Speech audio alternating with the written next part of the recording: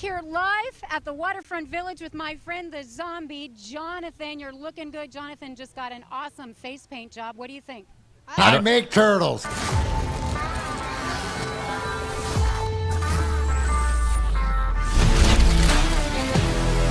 It's now time for Big D Energy with four-time Stanley Cup champ Darren McCarty and the golden voice of Neil Rule. Live on the Woodward Sports Network, 99.1 and 93.5 The Roar, the Woodward Sports app, and anywhere you listen to podcasts. Let's talk some sports. It's Big D Energy. What is going on? Happy Friday out there in the Motor City and wherever you are consuming Big D Energy. Yes, it is true. This is four-time Stanley Cup champion Darren McCarty driving the pontoon boat on another Friday, joined not by, obviously Neil's not here because I'm opening the show, but I got my boy EZ back. What up, though? Tree Day EZ. We got SpongeBob Mayer. Fish just named him. He's a sponge, so we named him SpongeBob. SpongeBob, the mayor of Woodward Sports, on the ones and twos. And we got Sam, probably Sam the most respectable human being we have here at Woodward Sports. So why would he not be controlling the audio? So if you're out there following the Woodward Sports Network, Big D Nation, Instagram, Twitter, YouTube, TikTok, Facebook, or Twitch, or download the Woodward Sports app, Apple Play, and Google, or listen to on the radio on the Roar, 99.1 FM, 93.5, and 94.7 HD2, or download wherever you get your podcast, Spotify, Apple, Google Podcast, Amazon Music, and off we go on this Friday. We got a couple guests we're going to talk to. Woodward Sports Network's Detroit Pistons writer Sean Murphy at Sean Half Court is going to join us. I'm excited too. Got to get you guys knowing the personalities here, and obviously I'm big with you guys and the youth and the next and what's coming up, so it'll be interesting to hear, and also something that's some people out there in the inner universe get their information. Have another person that is delved in and just following Sean online and stuff like this, where hey, I'm the first one to say that I'm not the biggest basketball fan, but I love Cade Cunningham and what the Pistons are doing, and I'm all Detroit, so it'll be interesting to see him. And obviously we drug our own Kory Woods, Lions beat reporter, back from the Senior Bowl through all the weather, travel, stuff like this. So he'll be in at the noon hour. We're going to talk Lions. We're going to talk Senior Bowl. We're going to talk Malik Willis, all the stuff that we got into yesterday. Talked with Scott, our buddy Scott Bischoff. You see Joey 2 times in the chat. He says EZ plus DMac equals Easy Mac. That sounds delicious. By the way, Detroit Dabber, again, continuing his unbeaten streak at the top. 9 drinks. I'll give you the silver since it's Olympic season. So you two guys, everybody out there, yes, I'm sporting my Machine Shop hockey jersey here. This is a throwback, one of the favorite places, Grindr. Maybe that's just a little bit of a tease that band's coming back. What? Ooh. Anyways, that's not what we're talking about. What we're talking about right now, Easy, is at the top of this sheet. Oh, yeah. I see open setup show. What's this thing about easy steel chair? If the audience, 200 likes? Yeah, man. Isn't that a lot? Wait, so I saw this, guys, and Alex, we introduced the people to Charlie Chair. Charlie Chair, there he is. My own personal, brought it in. Anybody who knows me, this thing, Alex, has this thing not been around as long as I have, right? It's my so-called office chair, but Charlie wants to be a wrestling chair. Okay. So, Easy, you put the challenge at 200 likes. Yeah, yesterday during the bottom line, they're crushing yesterday. They had an excellent show. So I put in the chat, I said, hey, if you guys get 200 likes, I'll have Maz at Brandon with the chair, because Brandon's a wrestling fan like you. Oh, huge wrestling fan. I actually got pictures. And they did it. They hit the 200 likes. And I was like, why can't we do that in BDE? I'll take a chair for 200 likes. That's a lot of likes.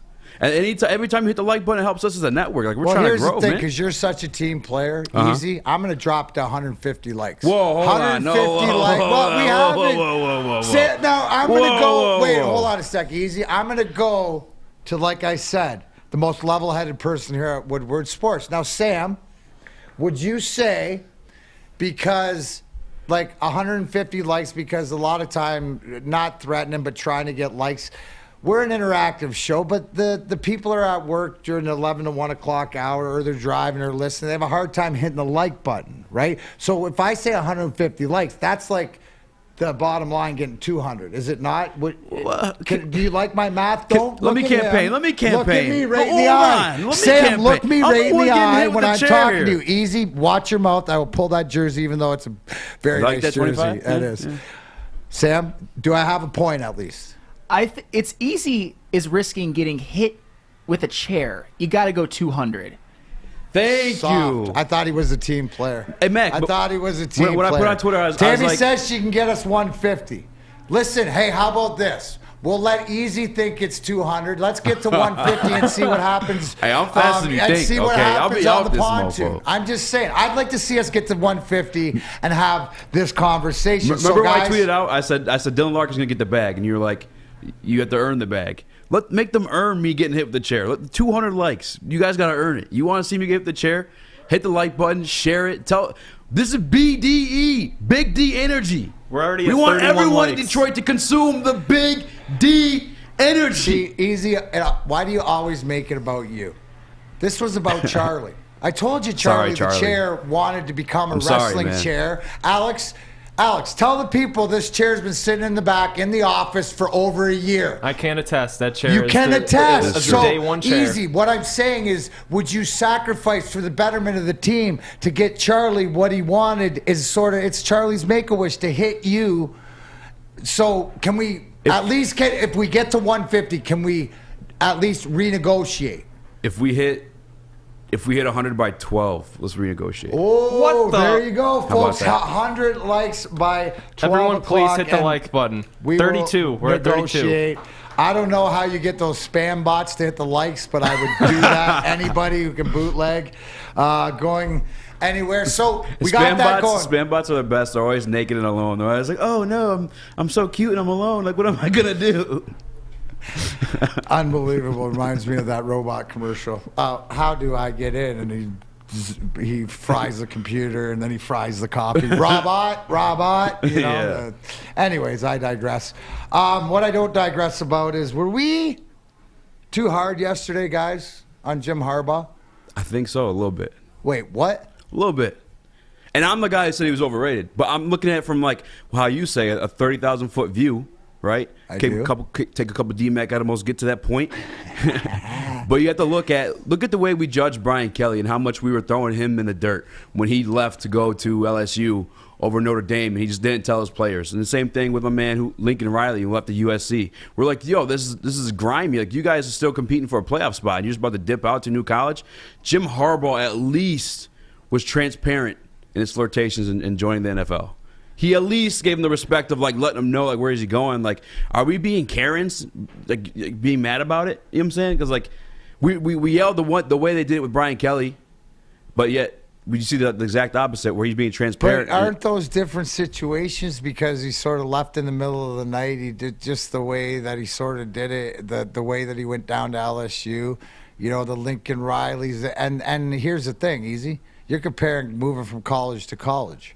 I get it, what you're saying about the team, and out of respect, which is why Jim Harbaugh, I guess, if he did it the right way, because of the transparency and then everything that we hear, that I'm told out of Michigan, is that all the recruits, they were aware of it. Yeah. My thing is this, it feels like, you know, that sort of option is Michigan sort of didn't care if he left or not, and he wanted to leave. I mean, it's just sort of the jump in the gun. My thing is just like yesterday. Are we in the same position every year?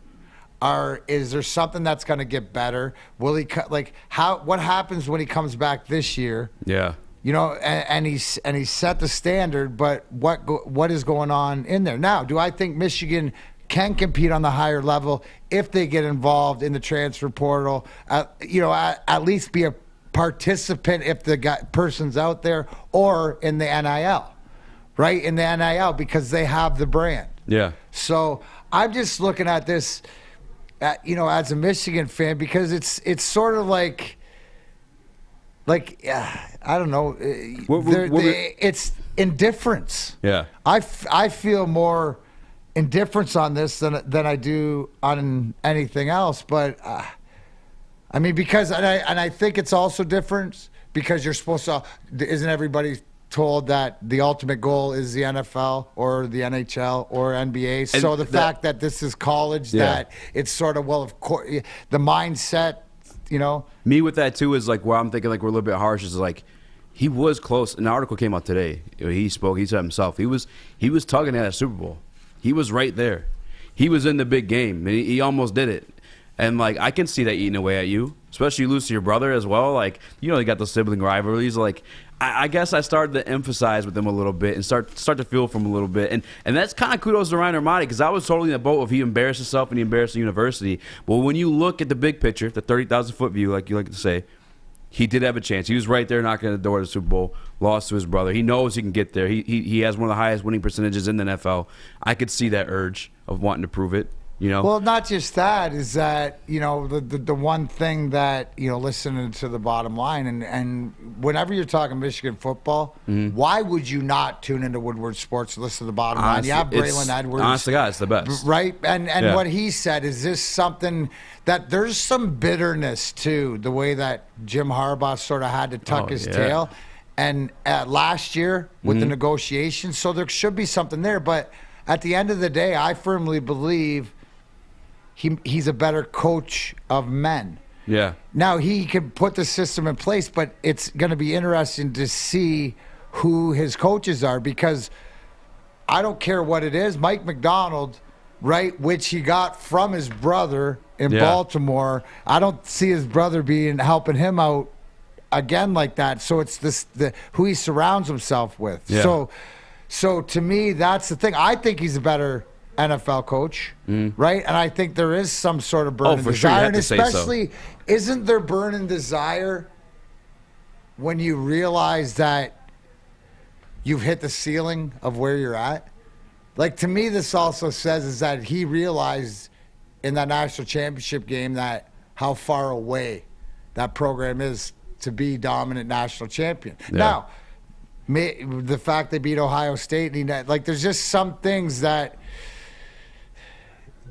just, it's going to be an interesting season. And from how I feel too, and I know that Alex as a Sparty, it's sort of, you don't hear a lot of talk because we're waiting to see what happens, who gets put in place, and whatever it is. It's almost like that other shoe falling. It's kind of crazy though too. Is like we want him to put these guys in place, but like you said, John kind of gave Jim Mike McDonald. You know what I'm saying? Afforded him the opportunity. The one thing is that I think Jim Harbaugh, the difference is he realizes it's not his way or the highway. It's got to be the whole way. And the whole thing is, I believe that too, but he needs, where everybody says, with Ward Manuel, all Jim has to do is ask. Well, that's not really proving it, because I don't see them out there in the NIL. I don't see them out there like Tuck in the portal and stuff like this. So it'll be interesting. The biggest thing is the conversation that you'd want inside the locker room is how those players feel. How does the Cake McNamara, how's the JJ McCarthy's, how's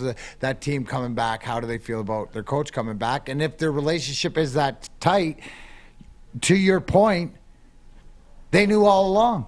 Yeah. He told them this. This is an ongoing conversation. And to your point also, too, it seems from the 30,000-foot view that he did it the right way. So to your point, I will give you a little bit of and it's not the harshness of it. It's just more because people are indifferent. Yeah. You know what they're not indifferent about, though? What? And it's Friday. You know what you need? You need one of these.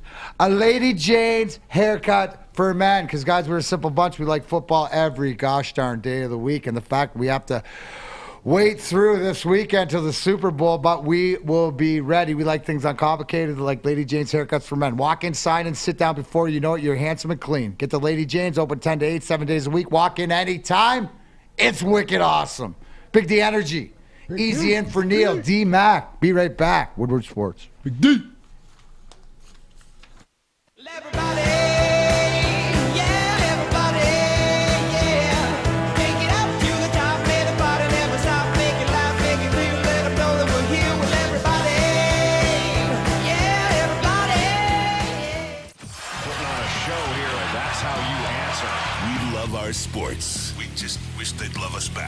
Detroit sports for Detroit sports fans. Woodward Sports.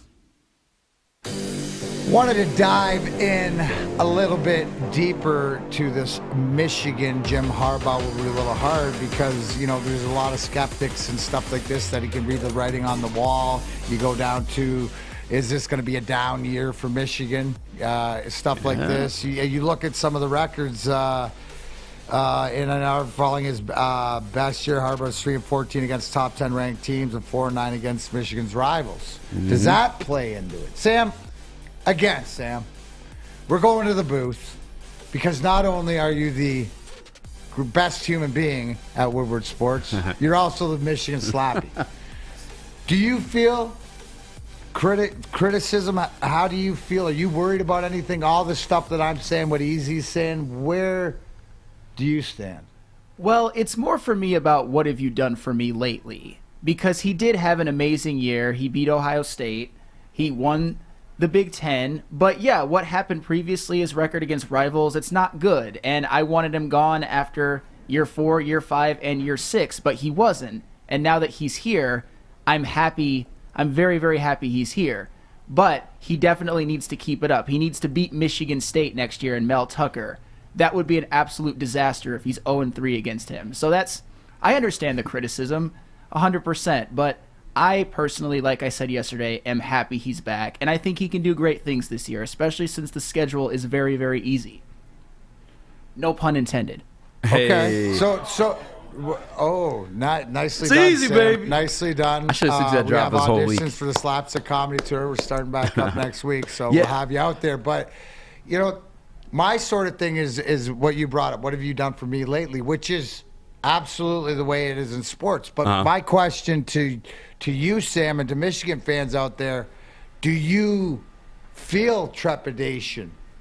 Like, do you feel a little bit of fear coming from your head coach or something about that's what I think. Like premonition, right? You know what I'm saying? Like not like seeing the writing on the wall. Are you worried about a down year? Or do you think that he can continue with what he has? Before this, too, Sam, is like you got the fact that he's losing Ajabo. He's losing Hutchinson. He lost Mike McDonald.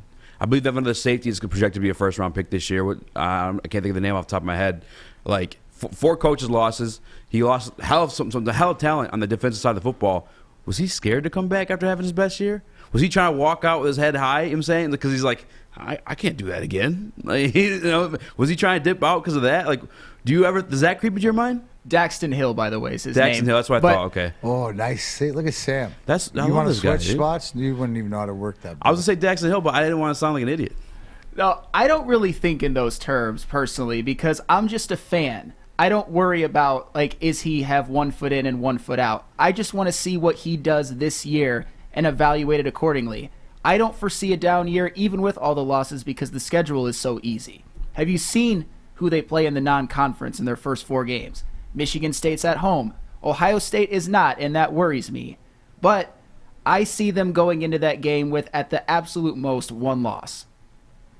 Okay. Yeah. No, but that's and you know maybe that's the Michigan confidence on some points. He poked the bear, which too. is good. And here's the one thing too, though, is to all the stuff that we're talking about, and because we will find out. Yeah. Right. You will hear things out. But if Jim Harbaugh did it the professional way, the way where he told his team, where he was transparent about it, then as a coach, it'll be harder for the fans to either say, well, commit or not commit or do whatever else, not the team. The team knows he's coming back because I got to think he's committed no matter to what it is. But I still think that at the end of the day, he's always going to, in the back of his mind, Jim Harbaugh's not a guy to let something go. Well, that's the other thing, too, is like I think there's 2 ways this can go, right? And I truly believe he may have been like, hey, this is my best year. I don't know if it gets any better than this. I just lost a hell of a defensive coordinator, Mike McDonald. Lost a hell of a player in Ajabo, a hell of a player in Hutchinson. I think he was trying to dip off a little bit. But there's also the fact that when he tried to dip off, the NFL was like, you're not good enough for me. Well, and you have the numbers along with it, though, too. To your point, Easy. Well, I'm still making it. No. To your point about the NFL not wanting him, how many interviews did he have? 1. With Minnesota, with somebody that right? Yeah. How many jobs were open? A lot. Right? Yeah. what I'm saying is that you might put his tail between his legs and realize that he's got to do it more consistently what he did last year. And that might be a good thing. Right? There might be a fire under his ass to do better. And here's the whole thing, too. We mentioned this yesterday, right? Uh-huh. He's in a good position because when you lose coordinators, like he lost the defensive coordinator to the NFL,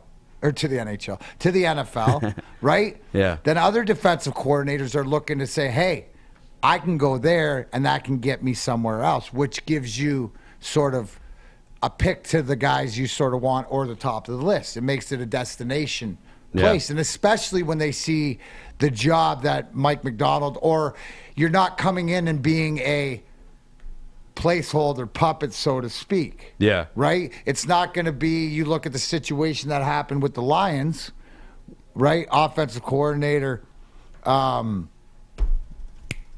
lost his, what's his name? Anthony Lynn. Yeah, Anthony Lynn. Yeah. Right? Where Dan Campbell took over the play call. You don't, in Michigan, it's a little bit a difference, and then Anthony Lynn's gone.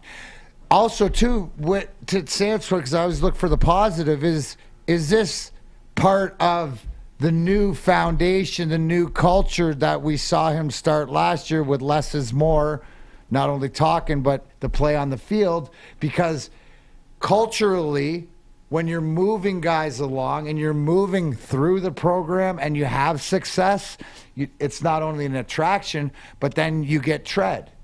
What do we talk about all the time? About all the major 4 sports here, right? Who's in charge? Who's making the calls? What's going on? Yeah. I look in the thread here, and I'm talking out of my rear end because I guess they went to the portal to get a center from Virginia, right? What I'm saying is that's to go out and get the Kenneth Walkers, the guys that we heard of, this and that. Yeah. That's what I mean. I hope this center's good.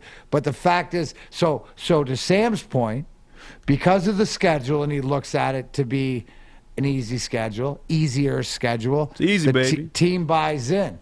I'm more interested, right, with which, here's the continuity, which the bonus or the blessing that happens. Jim Harbaugh comes back. Who are his quarterbacks? Still the same, familiarity right there to what it is. So do we see more of the Cade the guy, or do we see more 50-50, or what is the plan along the way? Right? He leaves to Minnesota. Jim Harbaugh's quarterback, Michigan plans are all gone.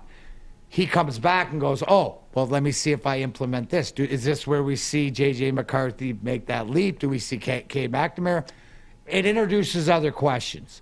But to the same reason as why it won't work, to your point, Sam, is why it can work. Does that make sense? No. Right? It's why it can't work, why I think it won't work, or why he's coming back and it's sort of like this, his old record and stuff like this, right? That's why it's not going to work. He's coming back. He can't beat Ohio State. Michigan State he's got enough problem with. Yeah. It's going to be that down year. He poked that bear, too. Except it's the same. It's along the same analogy of Stafford winning his first playoff game. Harbaugh beats Ohio State. Now he's got to beat. You know what I mean? There's goals to be had, and I can't sit here and tell you, well, why can't he do that if he's focused? And I think that coming back and realizing that this is really the only place that wants him, or that he can be, whether it's out of necessity or not. Yeah, that's why it can work. It's a big year for him.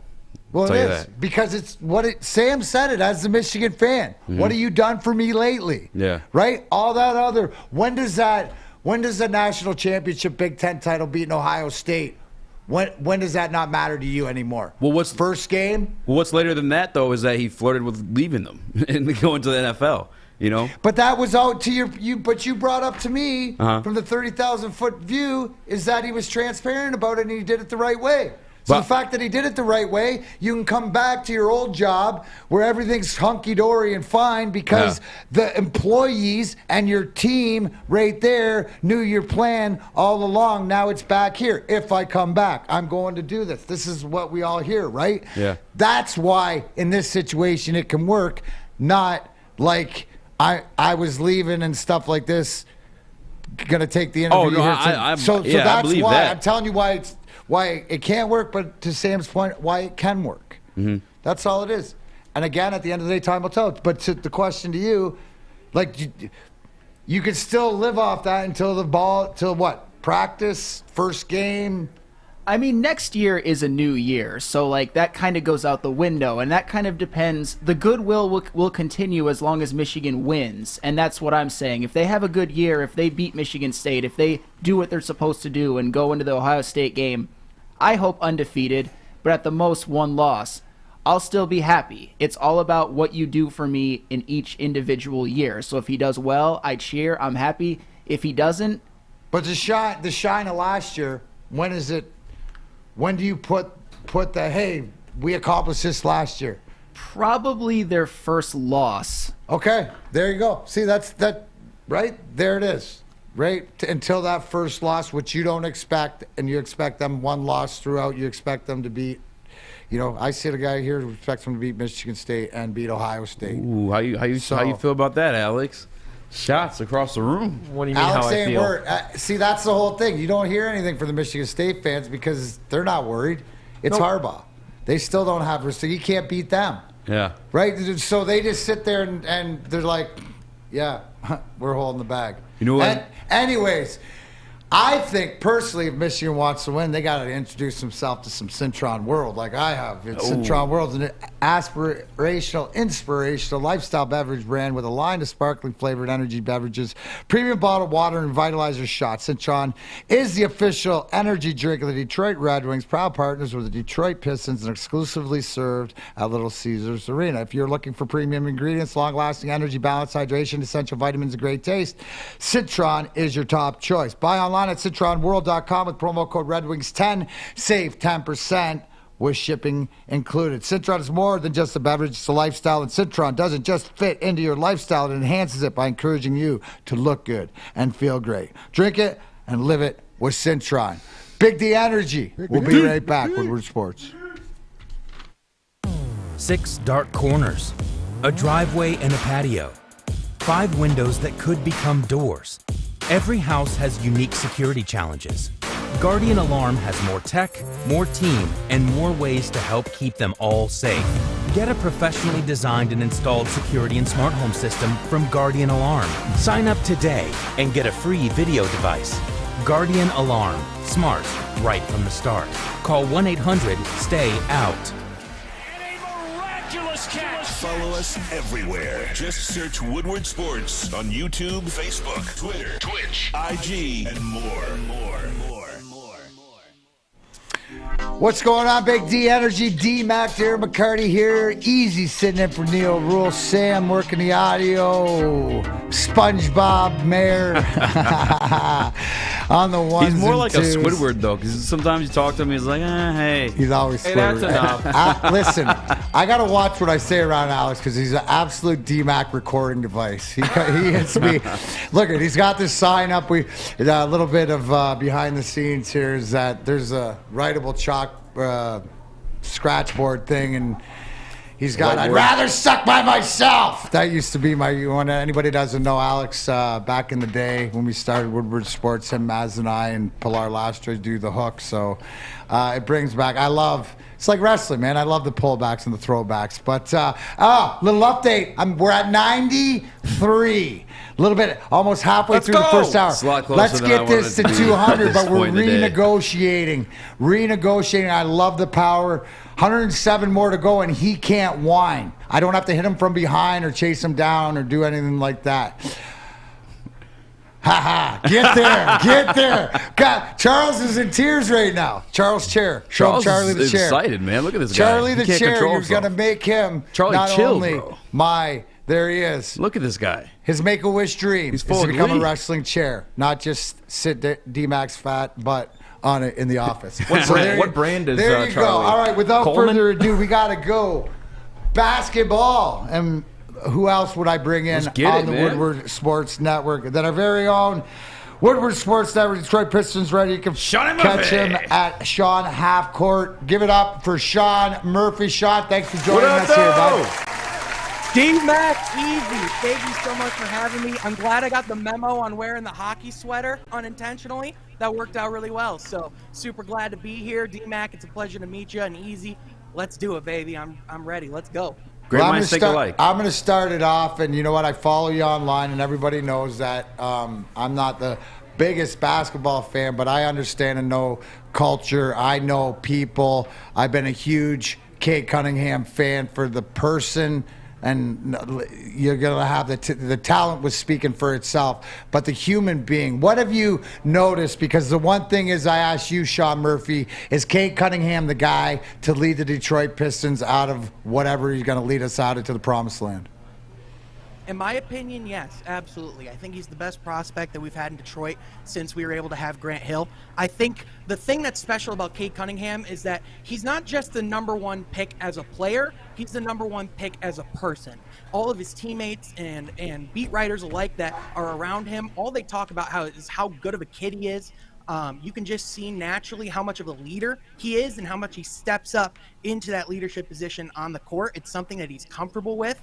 It's a position that he wants to be in. And in addition, with how quickly he's been able to take over as a late game closer as a rookie, that's something that you want to see out of your number one pick. And in my opinion, I think Cade has all the intangibles to be a top 10 star in this league going forward. Now, obviously, a lot of that's going to come down to his development. A lot of that's going to come down to his health. And I think we're going to see Cade Cunningham just continue to grow and get more consistent with his shot.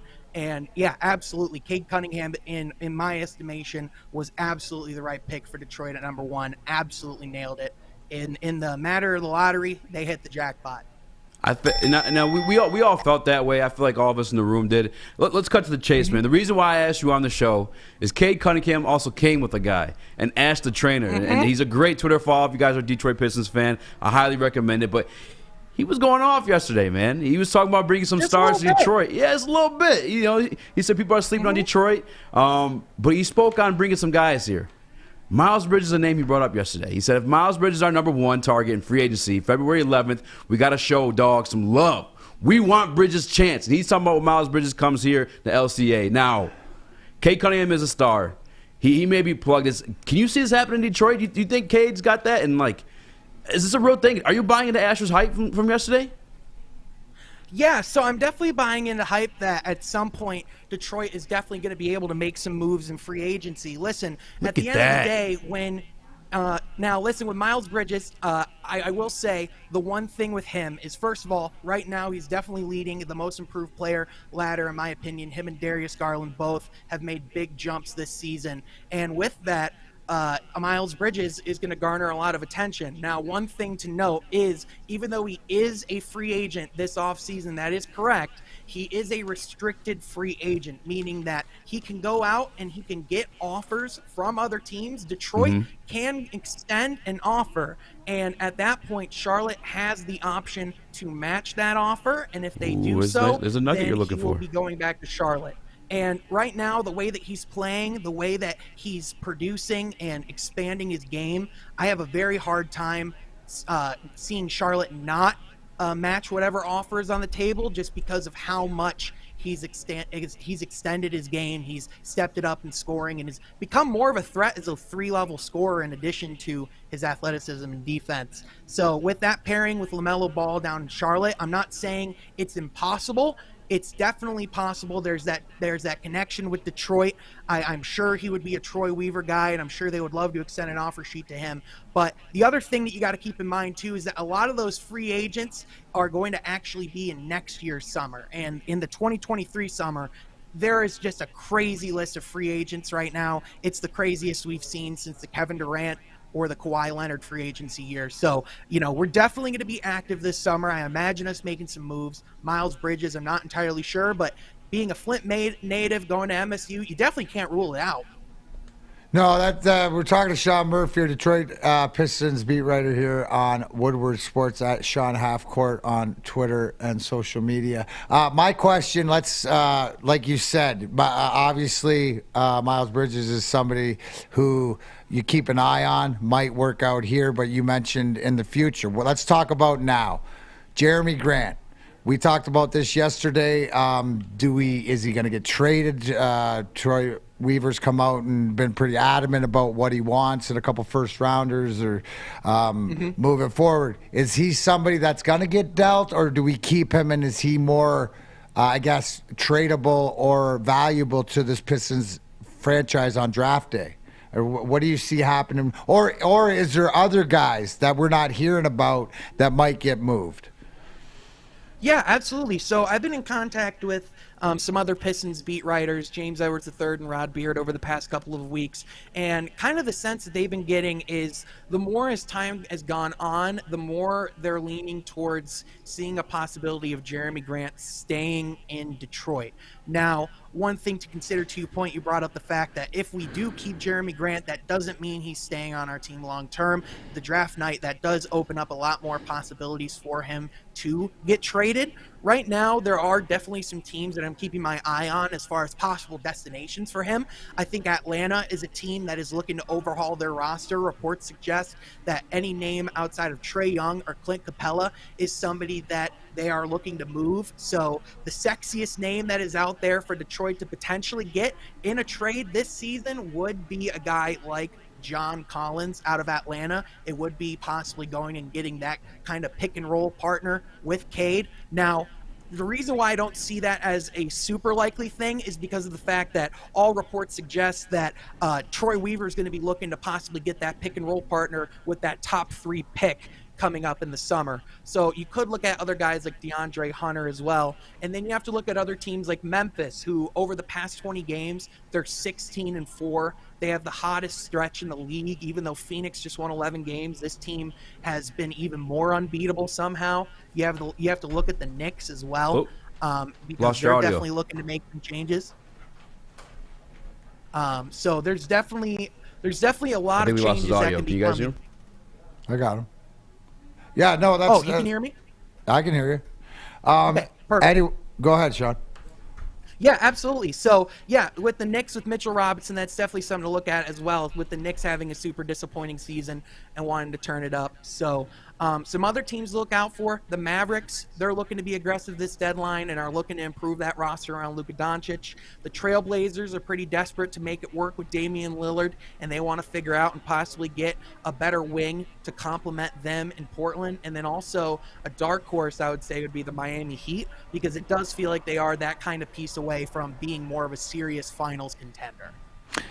So, Sean, my question is, you mentioned the draft and Troy Weaver looking for his pick and pop. And if you had a preference, is there a specific player at the top of that draft that you would take to complement Cade?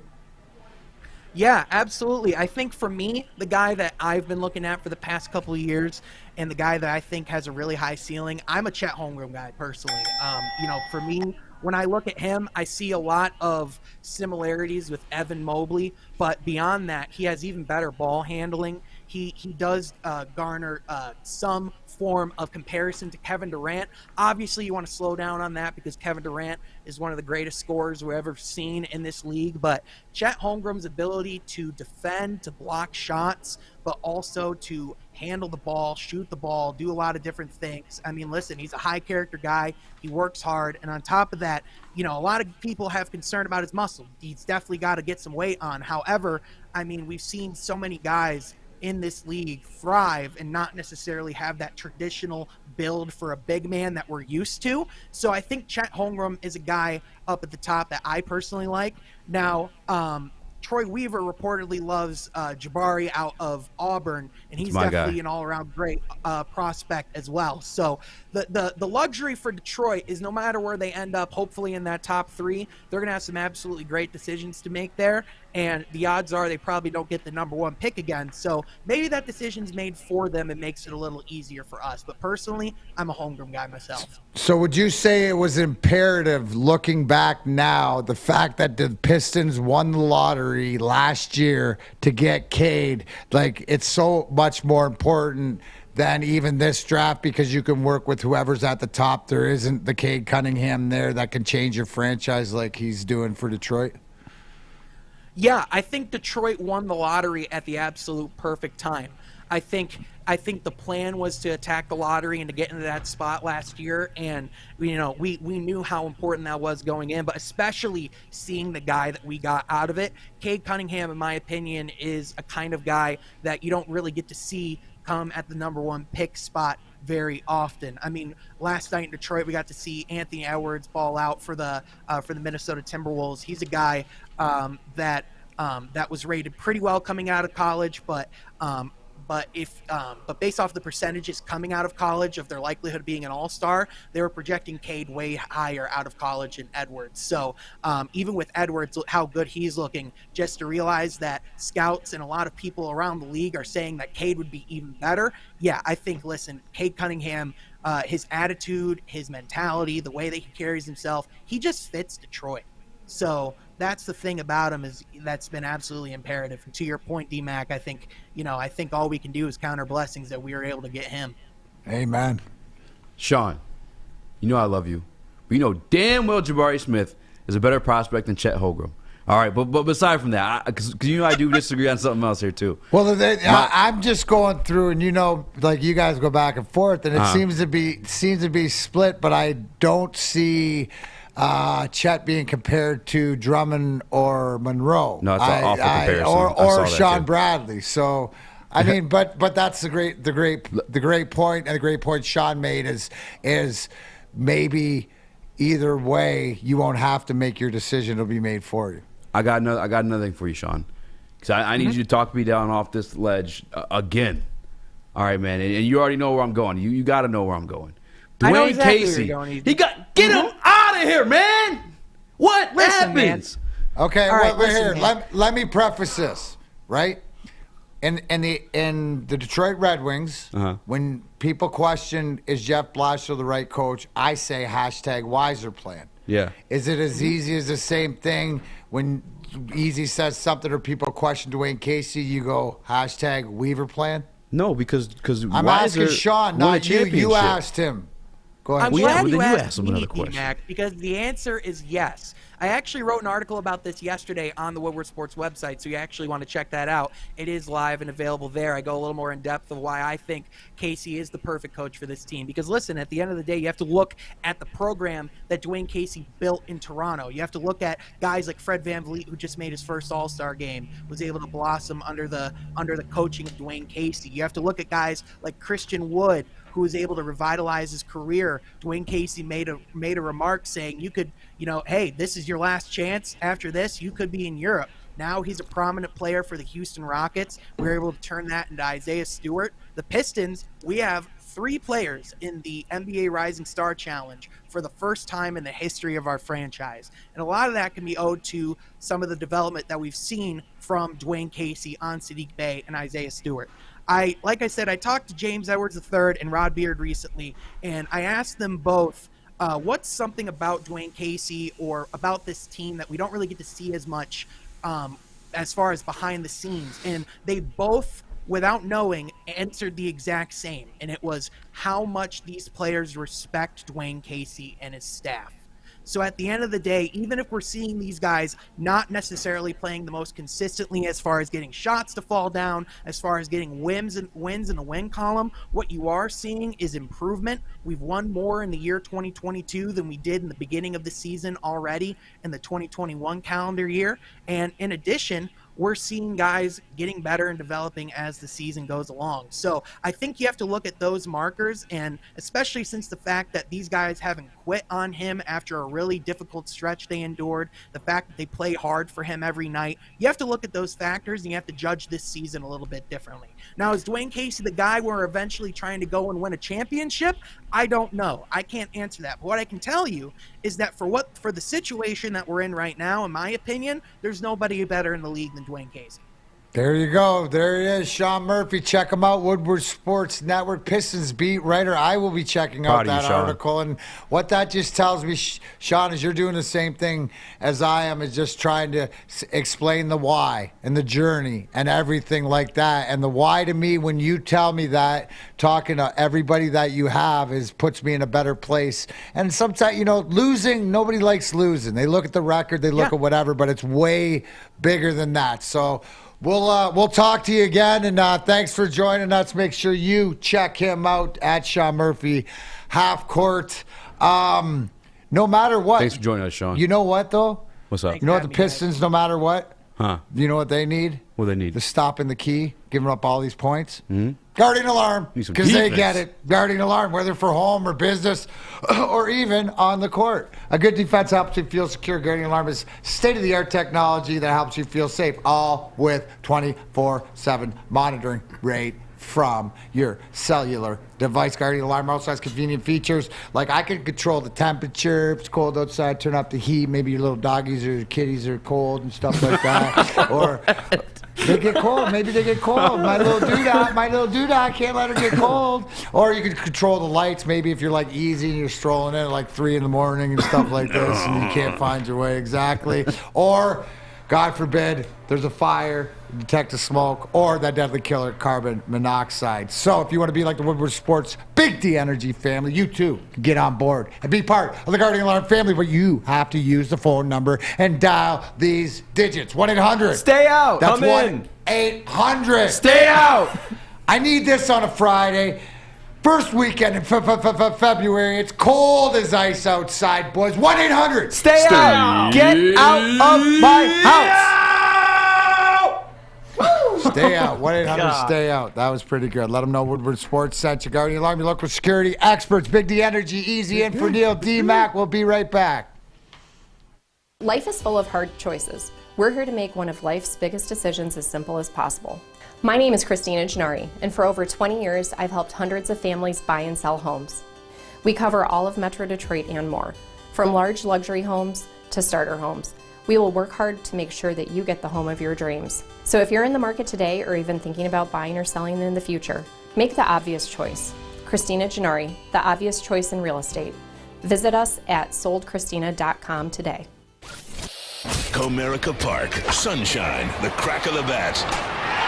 More sunshine, warmth. We're almost there, Detroit. Summer 2022 will be the summer of Woodward Sports. We just gotta make it through this damn cold first. All right. Big D Energy here. Getting in the last segment of the first hour. We are at 117. Come on, make Charlie the Chair's dreams come true. He wants to be a wrestling chair. We need 83 more. 83 more. I'll probably do it at 150, but 83 more. Don't tell Easy that. But anyways, back to thanks to Sean Murphy for joining us. Big shout to Sean. I'm so proud of that Sean kid. told me and explained, and he's told us that anybody can check out his article on Woodward Sports Network on why Dwayne Casey is the right guy. It goes into what he built in Toronto and whatever else. Easy. Yes. I shushed you earlier when Sean was talking, but I'll let you tell me why Dwayne Casey isn't the right guy.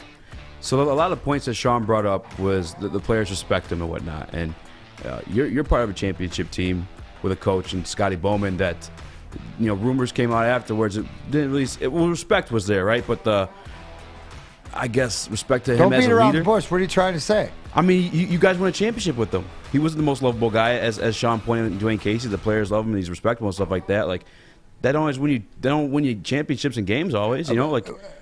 You and Scotty, you guys better butted start heads. right. Not you so is specifically, Dwayne Casey a Scotty Bowman? Nobody's a Scotty Bowman. But you have to have that respect. And here's the thing: is if he says that the guys buy in and play it, then if you don't see that on the court by them not listening, or you can, and in the NBA.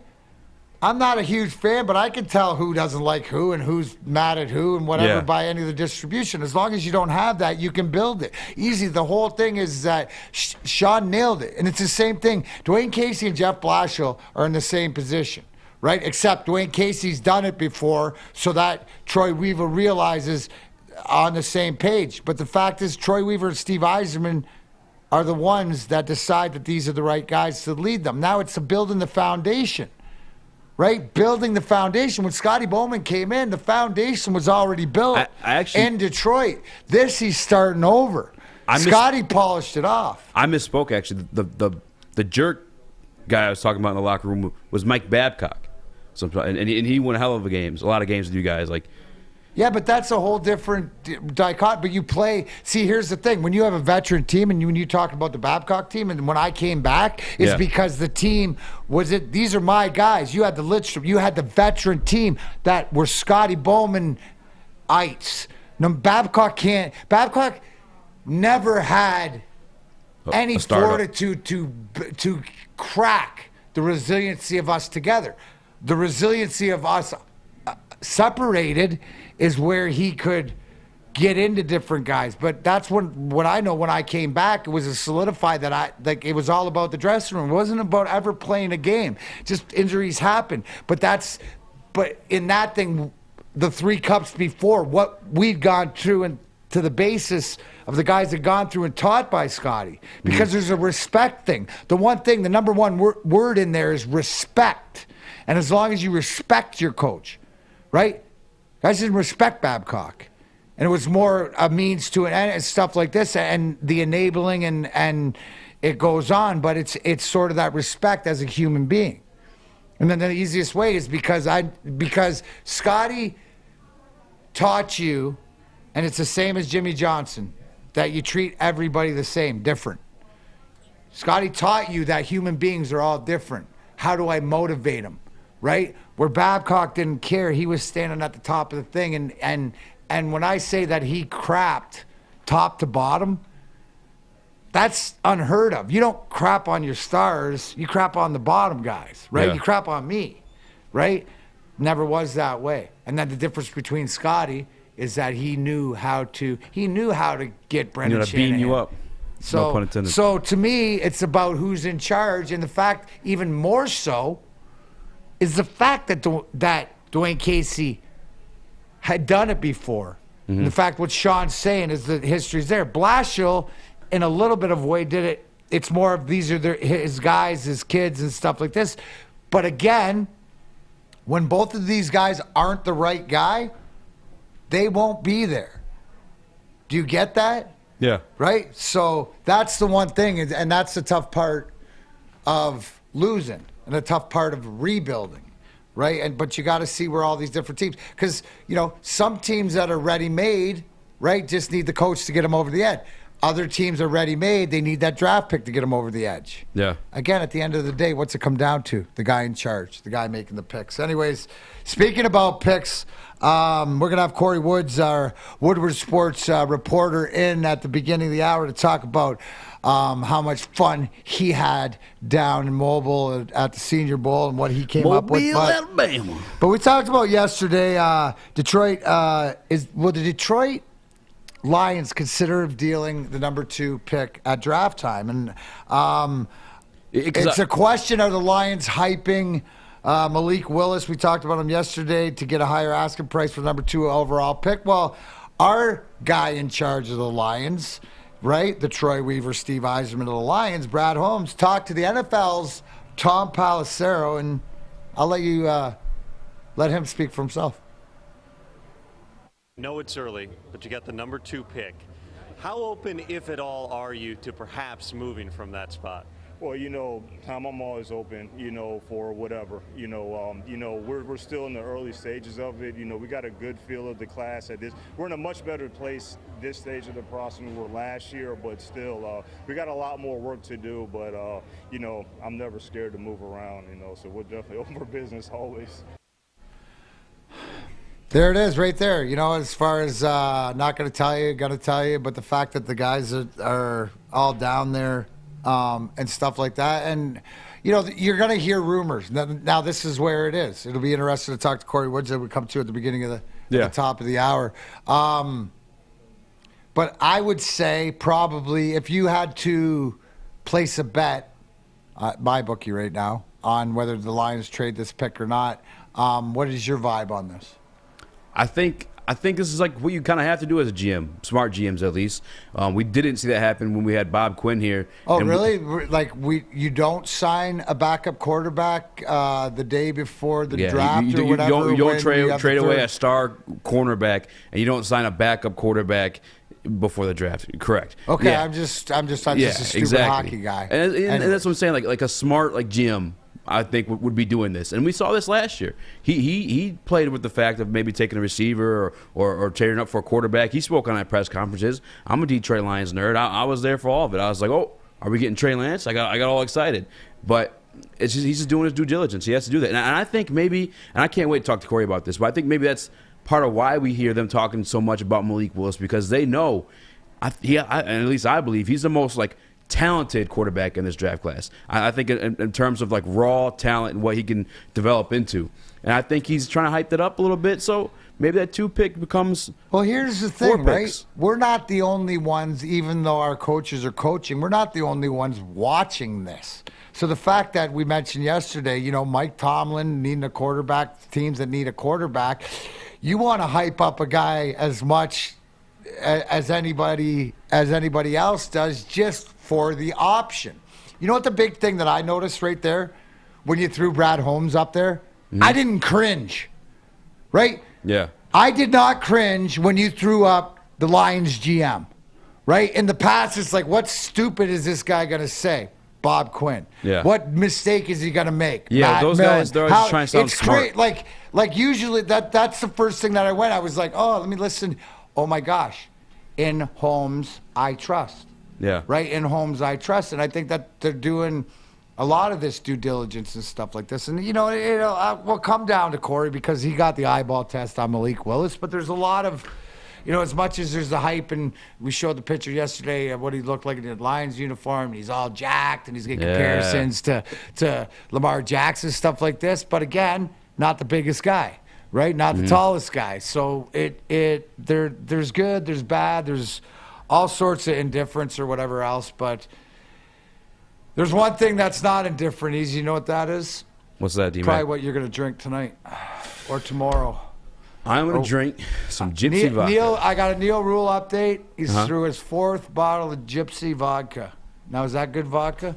It's damn good vodka. You want to know why? Why? It's been distilled by artesian water. Artesian water. Artesian. It's also gluten-free. You guys maybe on a little bit of diet. You're going to Planet Fitness. You want to drop some LBs. Pick up some ladies, some guys, whatever you're into. It's brewed 6 times, distilled 6 times. I apologize, by artesian water. It's gluten-free, and it's Michigan made. Support Michigan brothers. Gypsy vodka, and it's just stored near you. Your Detroit alternative to the normal sports blah, blah, blah. It's Woodward Sports. Hi, my diamonds. It's Crystal with an X. You want to get hot and perfect like me? Here's my super easy routine. Drink at least a gallon of water before you wake up. Attach a weight to everything in your house. Hello? Sell your car and just sprint everywhere. Scream when you exhale.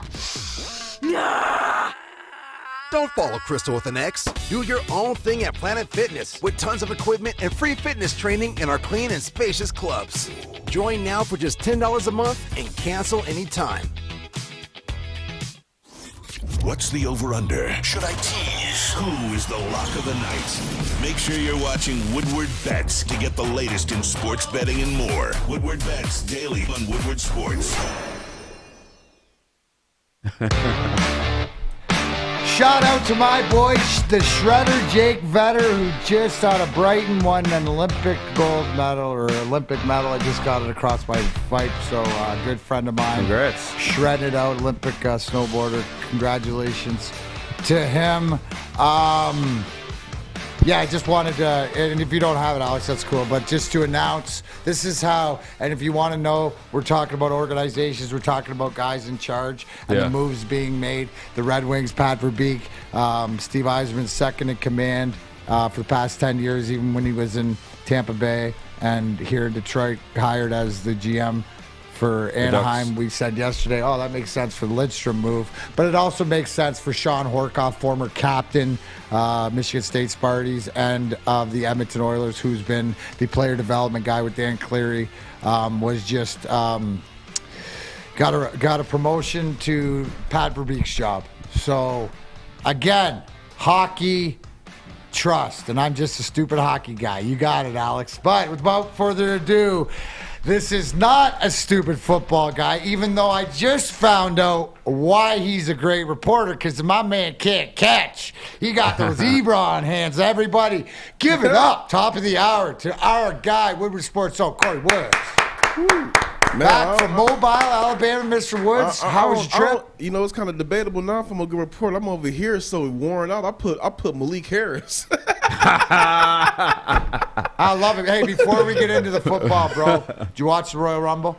Oh yeah, I did. Were you happy your boy Lashley got the belt back in the way that swerve worked? I liked the match and the swerve. I still think it was done piss poor. Okay. Well, the whole show was piss poor. So I got the but that's Vince's. What do we talk about? Vince's opera. But I just felt good, and it makes sense for anybody out there. We're talking WWE, but Brock Lesnar dropped the title, and it makes total sense because Brock's not going to be on WrestleMania's April. Brock's off TV, but we always talk about this because we're bitter about the Hurt Business, and Lashley's one of our favorites. So I thought I'd throw that wrestling in that I have. Talk about the trip, bro. Talk about Malik Willis. Talk about anybody else that you saw that you liked or what impressed you. Just give us give me an overall, bro. First off, overall, it was a lot going on. Every reporter that I've talked to down there, they said that this year was different, obviously due to COVID, switched a lot of things around. So a lot of things were socially distanced, a lot of regulations in place. It was good. I ain't gonna run. It was a good experience, but a bit overwhelming experience. I didn't know what to expect because it was my first time ever going down to the Senior Bowl. So I was just taking it in, talking to other reporters, seeing what kind of things that I need to look out for. My main thing for us, for Woodward Sports, is just going down there and getting content, getting interviews, trying to get some insight from these players and these coaches and these agents and see what they're thinking. I did watch a little bit of the guys on the field when I was at the practices because they had to come back early due to the weather and flights being canceled and whatnot. Sure. But that was another headache in itself. But I did get to talk to a couple players. I talked to Sam Howell briefly. Was able to ask Malik Willis a question. I talked to Jim Nagy, executive director of the Senior Bowl. That interview is on Woodward Sports right now, and Brad Holmes, and it was a pretty good experience. But we want to talk about Malik Willis. The thing that I saw from him, and I was looking at the quarterback. I don't want to say battle, but the quarterbacks they were coaching. Yeah. And they had Malik Willis, they had Sam Howell and Brian Zappi. And the thing that I noticed about Malik is that you look at his highlights and he's an athlete. Yeah. You see him in person, you're like, yo, this guy is real. I didn't really see, as far as the accuracy, his arm, it was the accuracy was okay. Yeah. But he throws a cannon. He hit one receiver on a pass that I guess he threw it too hard. After the guy dropped it, he was just looking down his hands like. And I did write a report on that's also on WSN.com. I think that with the way that Brad Holmes was talking about him to start the Senior Bowl week, Dan Campbell on Wednesday morning, and then following later on that evening, the way that Mark Brunell just gushed over him. I didn't even see what happened. One of the other reporters called him, and Mark Brunell brought up how Willis progressed through his reads on the check down and just got it right to the guy on the flat, and it just blew Brunell away about how he got that off. So I just see him as a pure athlete. I don't know if the Lions are going to actually take him or whatnot. I think he's not going to. I don't think he's going to go past the first round. Some people saying get him in the second. He's definitely going in the first round. I think he's probably going to be at least at bare minimum a top 15 pick. Yeah. I think the Lions could potentially get him, and the only way I say they would have to do that is because yesterday, when he was talking to NFL Network, you guys just said it, Brad Holmes is not objective to shopping around the number 2 pick. So I can see them potentially trying to but that's what he's supposed to say. Yeah. But here's the thing. That's not Lions' way because he actually did say it. Yeah. Right? So the fact that he's acting like a responsible general manager. My question, Korey, though, is who you went there. Did somebody jump out at you, or did somebody impress you, or somebody that you thought? Because you're the one, dude. Nobody sits through more Lions game losses and what they need and watches this team that I know more than you right now. So you had to, I always look at it, I want to know, before you went to where you come back, what knowledge did you gain, or what interest, or did somebody come on your radar that wasn't on there before? Well, I was going down there actually to see Sam Howell because that is a guy from, all the previous mock drafts that the Lions were, they were linked to grabbing him sometime in the first round. So that's the guy that I was looking to see. But then, as the hype turned to Willis, I just started observing him more. And I'm like, you know what? For where the NFL is going right now with the mobile quarterback, this is a guy that could really change the Lions offense and change the culture here. But outside of just what he did on the field, the one thing that impressed me most is just how he was handling himself at the podium and the way that he was answering the questions. One thing that really stuck out to me was on Monday, Brad Holmes said that he admired Willis' adversity, having to go from Auburn and then transfer to go to Auburn, played there 2 years, didn't really see much playing time, went over to Liberty, and then for back-to-back years threw a little bit over 2,000 yards and had like 900 yards, a little bit over 900 yards rushing the first year, and like 800, close to 900 the second year rushing. So he went ahead and got the shine there. But I asked him, I said, Brad Holmes, Lions GM, said he was impressed with your adversity, and how does it make you feel that coaches and scouts are noticing that? He was just like, no big deal to me. I mean, it's just like, people go through stuff every day. People go through more stuff, go through more adversity than I am. I'm just happy that my adversity has brought me to this level. Yeah. That's the type of guy that I think would be a Dan Campbell guy, a good locker room guy.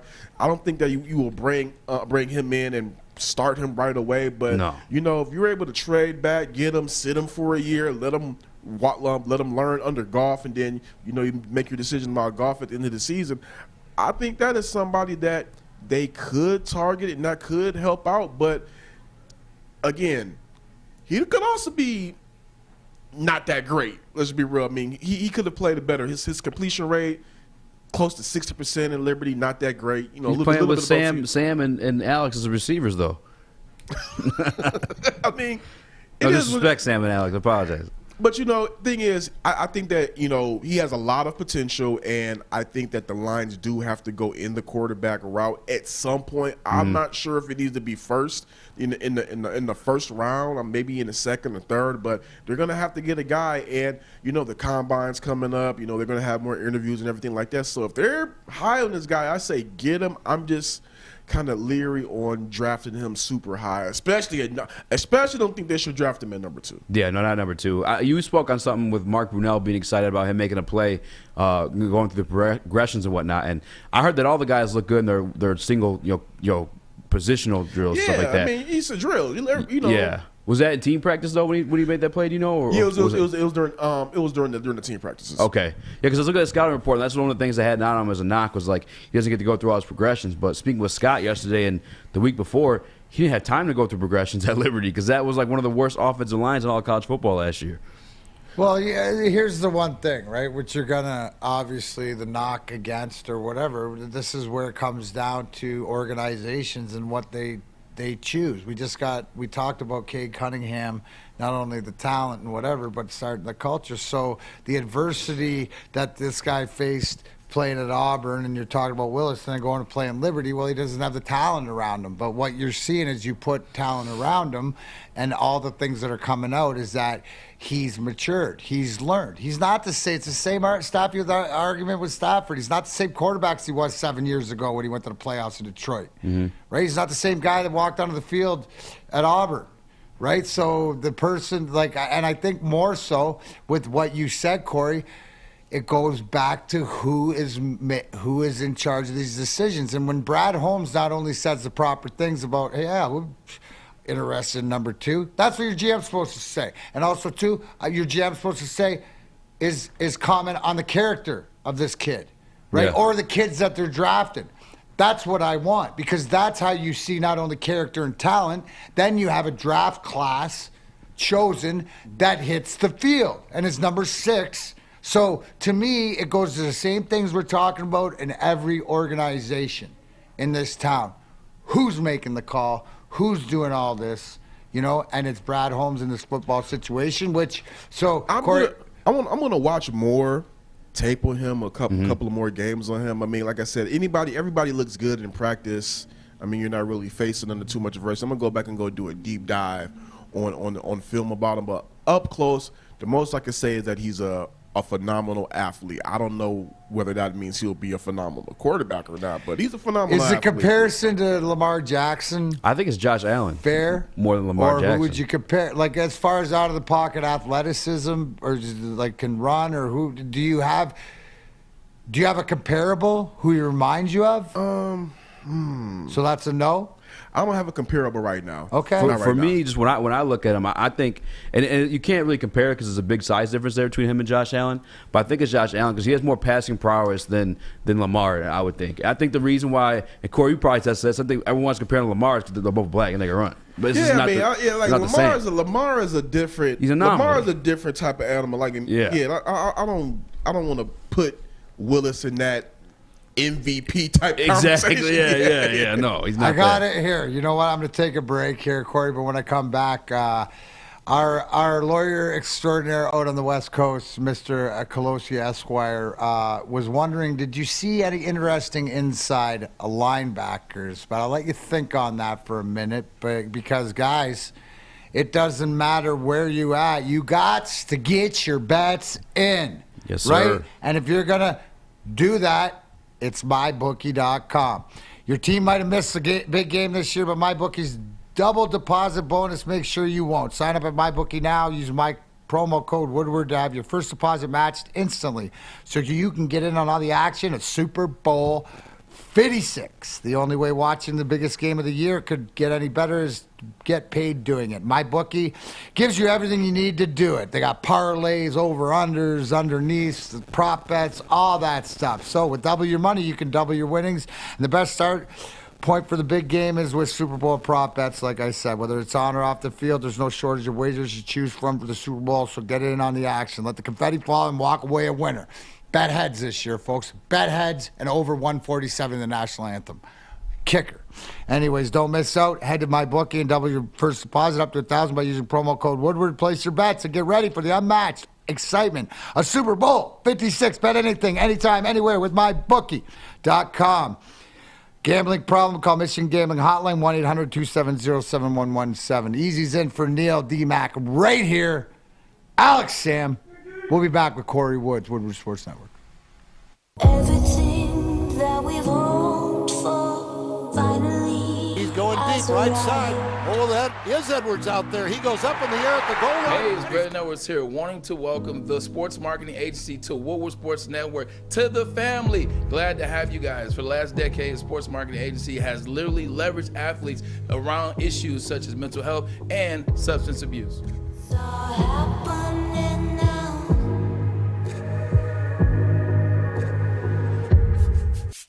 You don't have to go to the beach, man.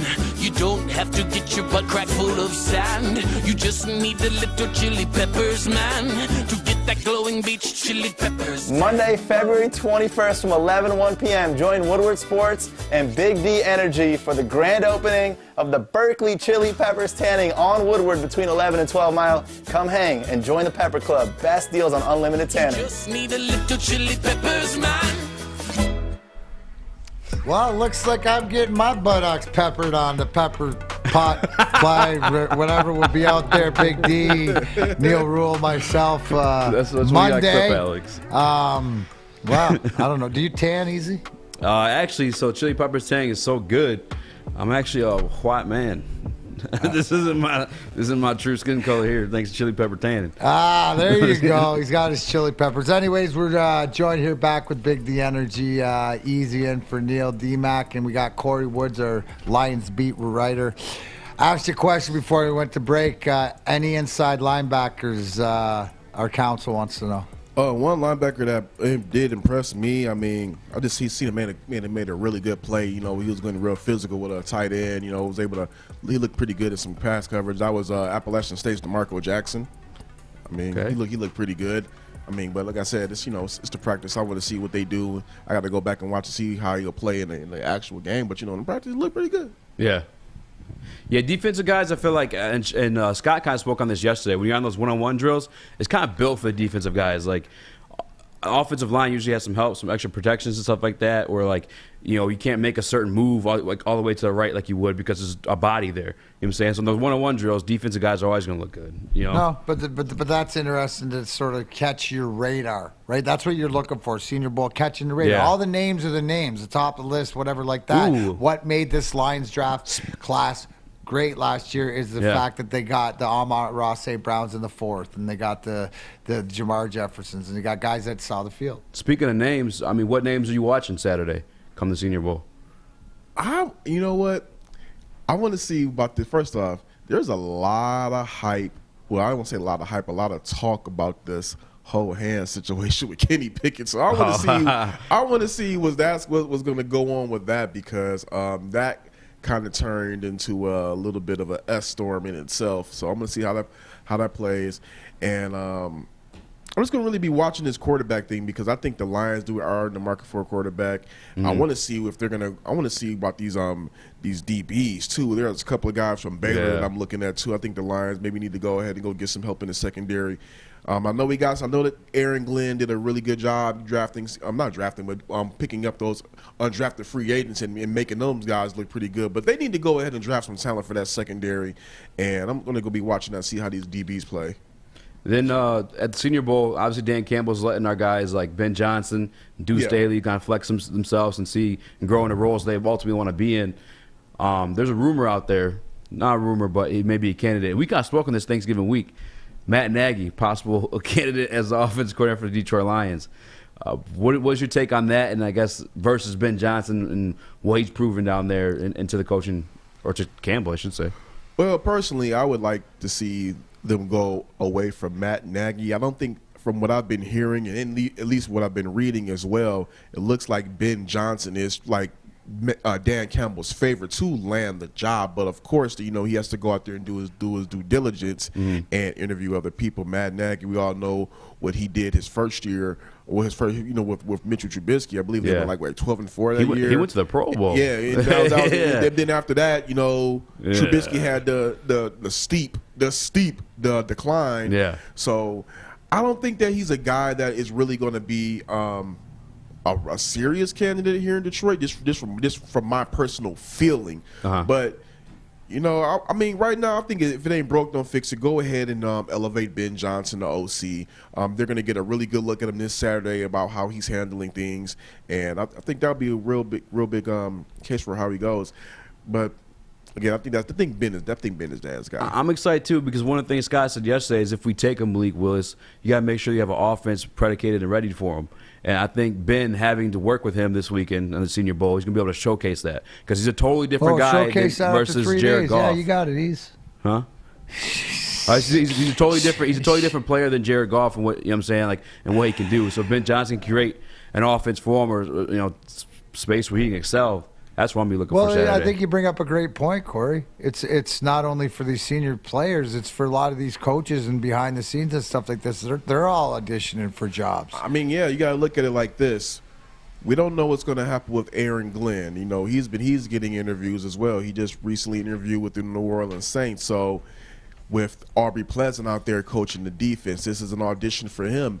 Maybe if Aaron Glenn does end up getting that Saints job, does he get elevated to defensive coordinator here with the Lions? Does Aaron Glenn take him with him to New Orleans? So this is a look for him. So it's everybody's on audition. Deuce Staley, a guy that probably should have been the head coach of the Philadelphia Eagles. This is another look for him. And remember, Dan Campbell said that he was going to be doing everything in his power to make sure that Deuce Staley becomes a head coach in the NFL.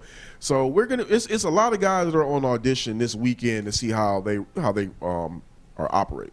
Here's the thing, Korey, but the thing for being around there is that all these guys, Dan Campbell, and they're all pushing each other to be the best they can. And it's one of these, hey, we don't want you to leave, but it's so much different than Michigan, where it's like, go out there, you deserve to be the best you want. This is your goal, right? Sort of at the time, which is attractive. Is there any talk, any rumblings, or even within the reporters about there's a change? We all expected a change in the NFC North at quarterback in Green Bay.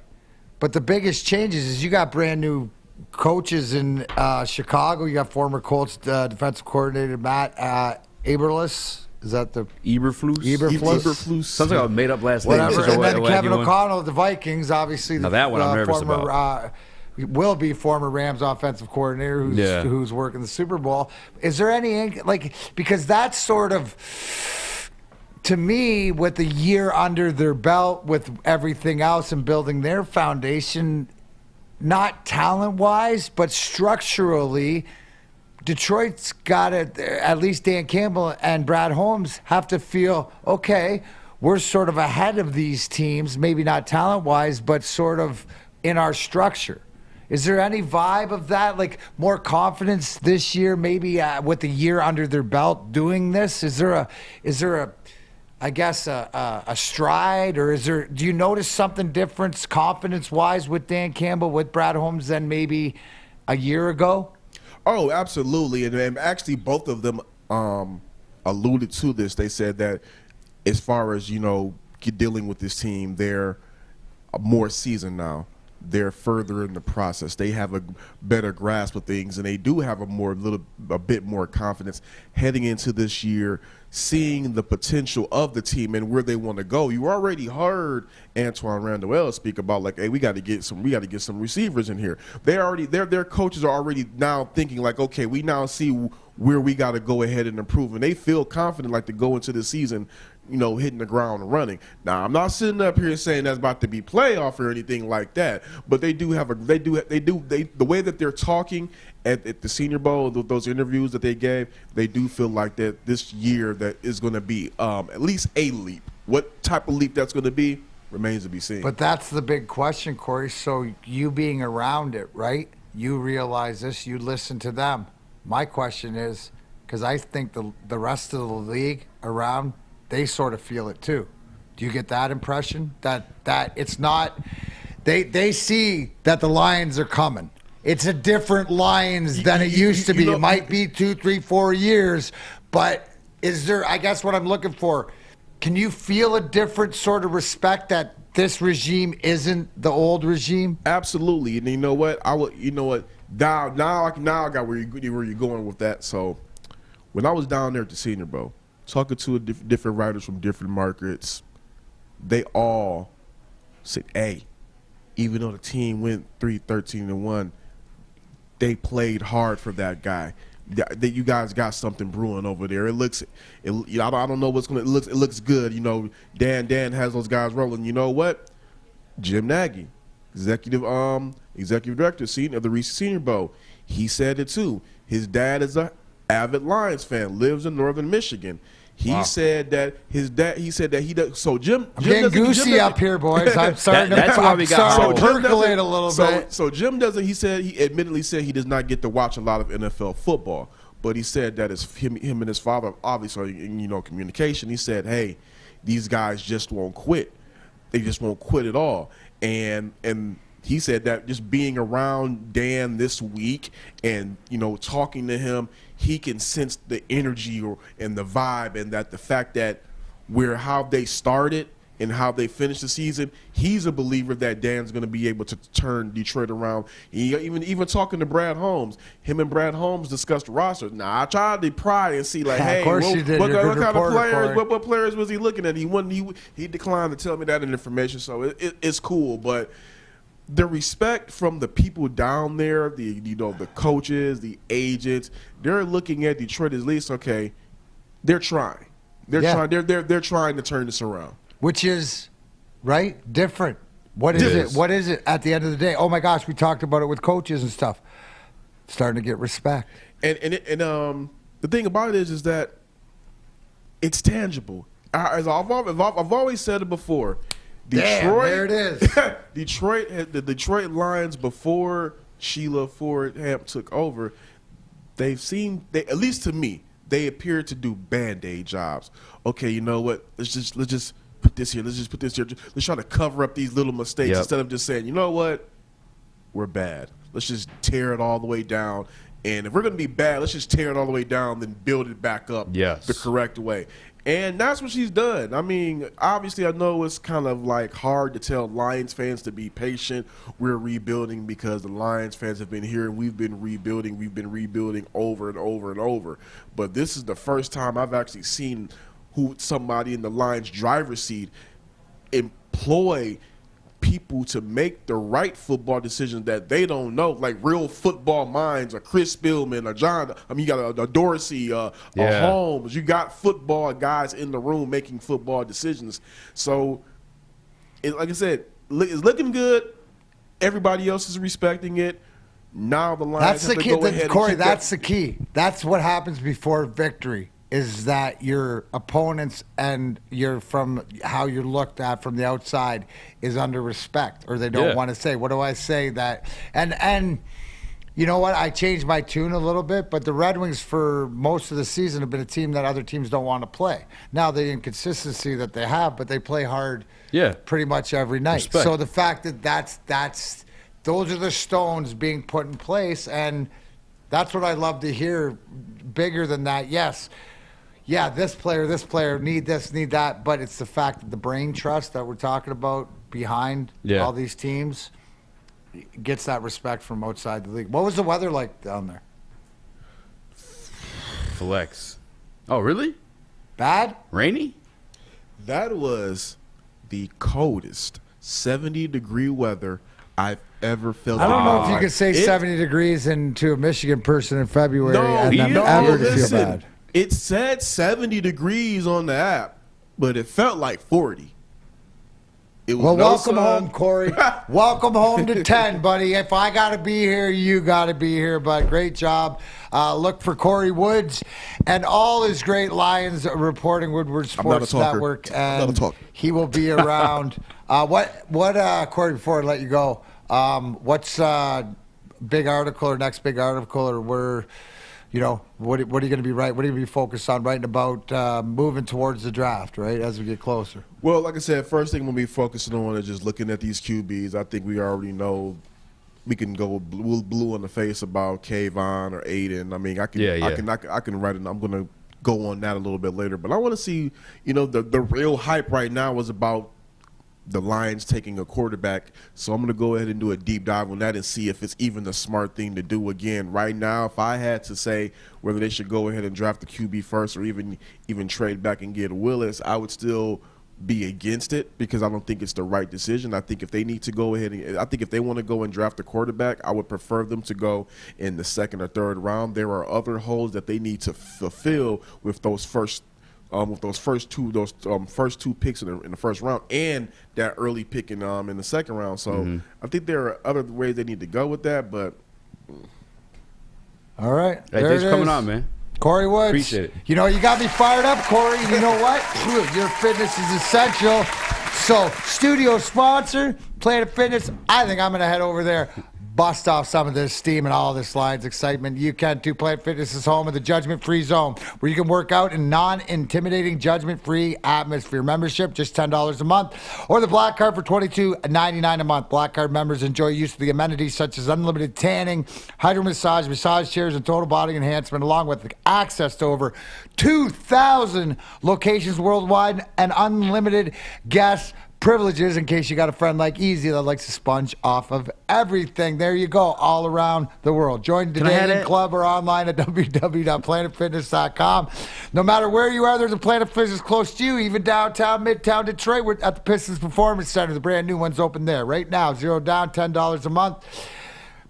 Planet Fitness is hiring all positions. For more information, visit planetfitness.com. And as I reminded everybody, what was it, the 21st at Chili's Tanning Spray place? So we're going to be live with Big D Energy out there. Chili's Tanning is where you'll find the cleanest salons in the D with spotless, sanitized rooms and trained and certified tanning professionals. Join the Pepper Club for all the best deals. They'll beat all the competitors tanning by $5. Don't forget to use Australian Gold, Designer Skin, California Tan, and EZ's sweetest beauty lotions. Yes, he has them imported. No shipping. Yes, from Sweden. Anyways, chilipepperstanning.com. Hottest bulbs, hottest deals, darkest tans. Your Vitamin D headquarters. 26 locations and more. Yes, Big D Energy. Monday, February 21st from 11 to 1. Between 11 and 12 Mile on Woodward Avenue. Come and get yo tan on. We're Big D Energy, EZ and for Neil, DMac, Sam, and SpongeBob, Alex and Mayer. Here, Woodward Sports Network. Hi, I'm Kay Cunningham. I'm proud to partner with Hall Financial, the mortgage company known for 5-star service. Don't just take my word for it. Check out their 5,000 5-star reviews for yourself. Go to callhallfirst.com and get started with your 5-star experience today. Here at Woodward Sports, we're always up for a good cause and a good time. This year we present the 2022 Cupid Sunday Run. Yeah, you heard right. Time to get in our underwear and run the streets of Detroit. For the last 12 years, we've stripped down, ran in the cold, and partied to raise money to help fund research to end NF. February 12th, join the staff from Woodward Sports and hundreds of other beautiful people downtown at the Tin Roof. You can register as an individual or your team today at woodwardsports.com. So start doing those squats, sit-ups, or just some 12-ounce curls. And get ready for Cupid Sunday Run 2022. Sponsored by the awesome people at Gypsy Vodka, Centron, and Planet Fitness. We'll see you February 12th at the Tin Roof in our underwear. Welcome back here on this fine Frozen Friday. Big D Energy, DMac here, McCarty, 4-time Stanley Cup champion here with EZ, sitting in for Neil Rule. SpongeBob, Alex Mayer on the ones and twos. All the names are the names, bro. If you hear me just like yelling things out, it's between Alex and I because he keeps putting up things, stupid things I've said over the past 2 years. And Sam's here is first. You know, speaking of parties, I mentioned we're going to have the tanning out there at the Chili Peppers tanning. We're going to do the live. I love the live events. People come on out and stuff like this. We also have a live event. The A. Sean Robinson, Brandon Powell. We're going to bring Matt Stafford. Let's go. Stafford Bowl party. Woodward Sports, Centron, Gypsy Vodka, Planet Fitness. Where? Stick second home. The Brass Rail, downtown Detroit. Super Bowl Sunday, 4:30 to 6:30 pregame, followed by a watch party. There'll be food, there'll be prizes, there'll be all that sort of stuff. So watch the Stafford Bowl with hundreds of your favorite Lions fans. Again, some people, and I disagree. I love what Korey said about building. One day we're going to get there to the Super Bowl, and Matt Stafford and Eminem aren't going to be the only representation of Detroit like they are this year. Hell yeah. No, so it works out. So, you know, one of the themes we were talking about, if you notice sort of today, it's the foundation, and a lot of it comes to, yes, talking football, senior bowls, getting ready, who are we going to draft pick and stuff like this, but it's the guys in charge. You know, like I said, it's as easy as whenever somebody comes on the screen, how do you feel? Brad Holmes, first general manager for the Lions, that made me feel good. No matter what he says, he could say, you know, it doesn't matter because he's got a plan. Korey tells me that the way that the league is looking and the other teams and the powers that be elsewhere are looking in, that these guys are doing something and they're doing it legit. We all watched how hard the team played for him. We all watched the fact that he improved from some horrendous coaching decisions and stuff like this to getting better. You know, on the job training, whether it's good, bad, or indifferent, I believe it sort of worked. Now, when you're looking along down the road, and I mentioned earlier, I showed you that Sean Horcroft was promoted as the general manager of Grand Rapids and the vice president or of the assistant to the vice president, Steve Eisman, whatever, taking Pat Verbeek's job. I want to talk about the job Pat Verbeek did because it's foundational. Now, if you don't know this, Pat Verbeek, who came, you know, played Hartford Whalers, who Maz would bring up, don't forget, won a cup in Dallas, played here in Detroit. Just a phenomenal teammate, just a great guy. But him and Steve have this relationship off the ice, and it just hasn't started, but it started back in 2011 after Stevie left Detroit and went to Tampa Bay and needed a right-hand guy. Yeah. Who's the guys that are talking all the time. So the fact of the last 10 years and the success and the growth in the organization, things don't happen overnight. So their relationship, which is the same sort of thing that we're dealing with the Lions, and we will continue as they get better and coaches come in, that other people want your coaches, right? And stuff like this. So this is one of these blessings that shows that you're doing the right thing. But it also shows, is there a plan in place? Now, I always look, when we're talking Pistons, Troy Weaver, we're talking, Brad Holmes, we're talking Steve Yzerman, right? And it's their circle, right? It's their conversation. Korey said that with Sheila putting football people, making football decisions, are they the right football people in charge? It seems yes. Hockey-wise, now we've moved up 10 years. Pat Verbeek's getting his opportunity to be a GM after 10 years of work in helping this organization. It's now if you deep dive, it's also the people that leave you, and this brings me back to your Brian Kelly thing, Jim Harbaugh thing, or whatever. It's if the organizations are behind the people to be the best they can be, not only their athletes, but their coaches, their scouts, their trainers, their all this, then it's a win-win. That's that championship foundation mentality. And I see it, right? And then, okay, what's that mean on the ice for winning and losing when it's cut? Nothing. At the end of the day, it doesn't mean anything except, I believe, from my experience, you can't get to the talent without being smoke and mirrors, without that foundation. And when you look at your organization and our different teams looking to see what you've done and looking to take those individuals that have built something in there. So a lot of times, too, when you want to take, right, the 30,000-foot view, is you have to see what are other people saying about your organization. What are other people that don't respect you? Can you say that, has anybody ever, the last time the Lions were respected, 2014, when they had the team that was supposed to win. Yeah. Right? It's sports. In every sport. Yeah, I get it that teams on paper are better than others, but this is what I'm talking about as what, that's why the foundation, that's why one of the things I get mad about around here the most. Do I get mad about a big thing ever? No, I get mad about the little things. What is the biggest thing that I'm going to ask SpongeBob Mayer. Mayer, what do I get? What is the one thing that grinds my gears the most around here? Lack of communication. Ding, ding, ding. Give this kid. Circle wins a square. Lack of communication. The names are the names. What's that? The names are the names. The names are the names. The names are the names. Right? Exactly it. Because and explaining that. But the fact that I say that, see, when I look at, and I'll break it down to here, Woodward Sports, because we're developing a team. We're developing everything else. The fact, right, that I know that there's progress in that front because I ask him and he knows immediately. That means there has been better communication. There's always got to be... Don't ask me for marriage advice. I don't know how to communicate with women, right? But it's sort of like this. But I understand the more that communication, right? The more that it's open, and that's what it is. Hands here, hands there. Yes, you. Then I'm happy. It's the same thing on a bigger scale with the professional teams. Does that make sense? Yes. Can I ask you something though with the Verbeek? Yes, you can.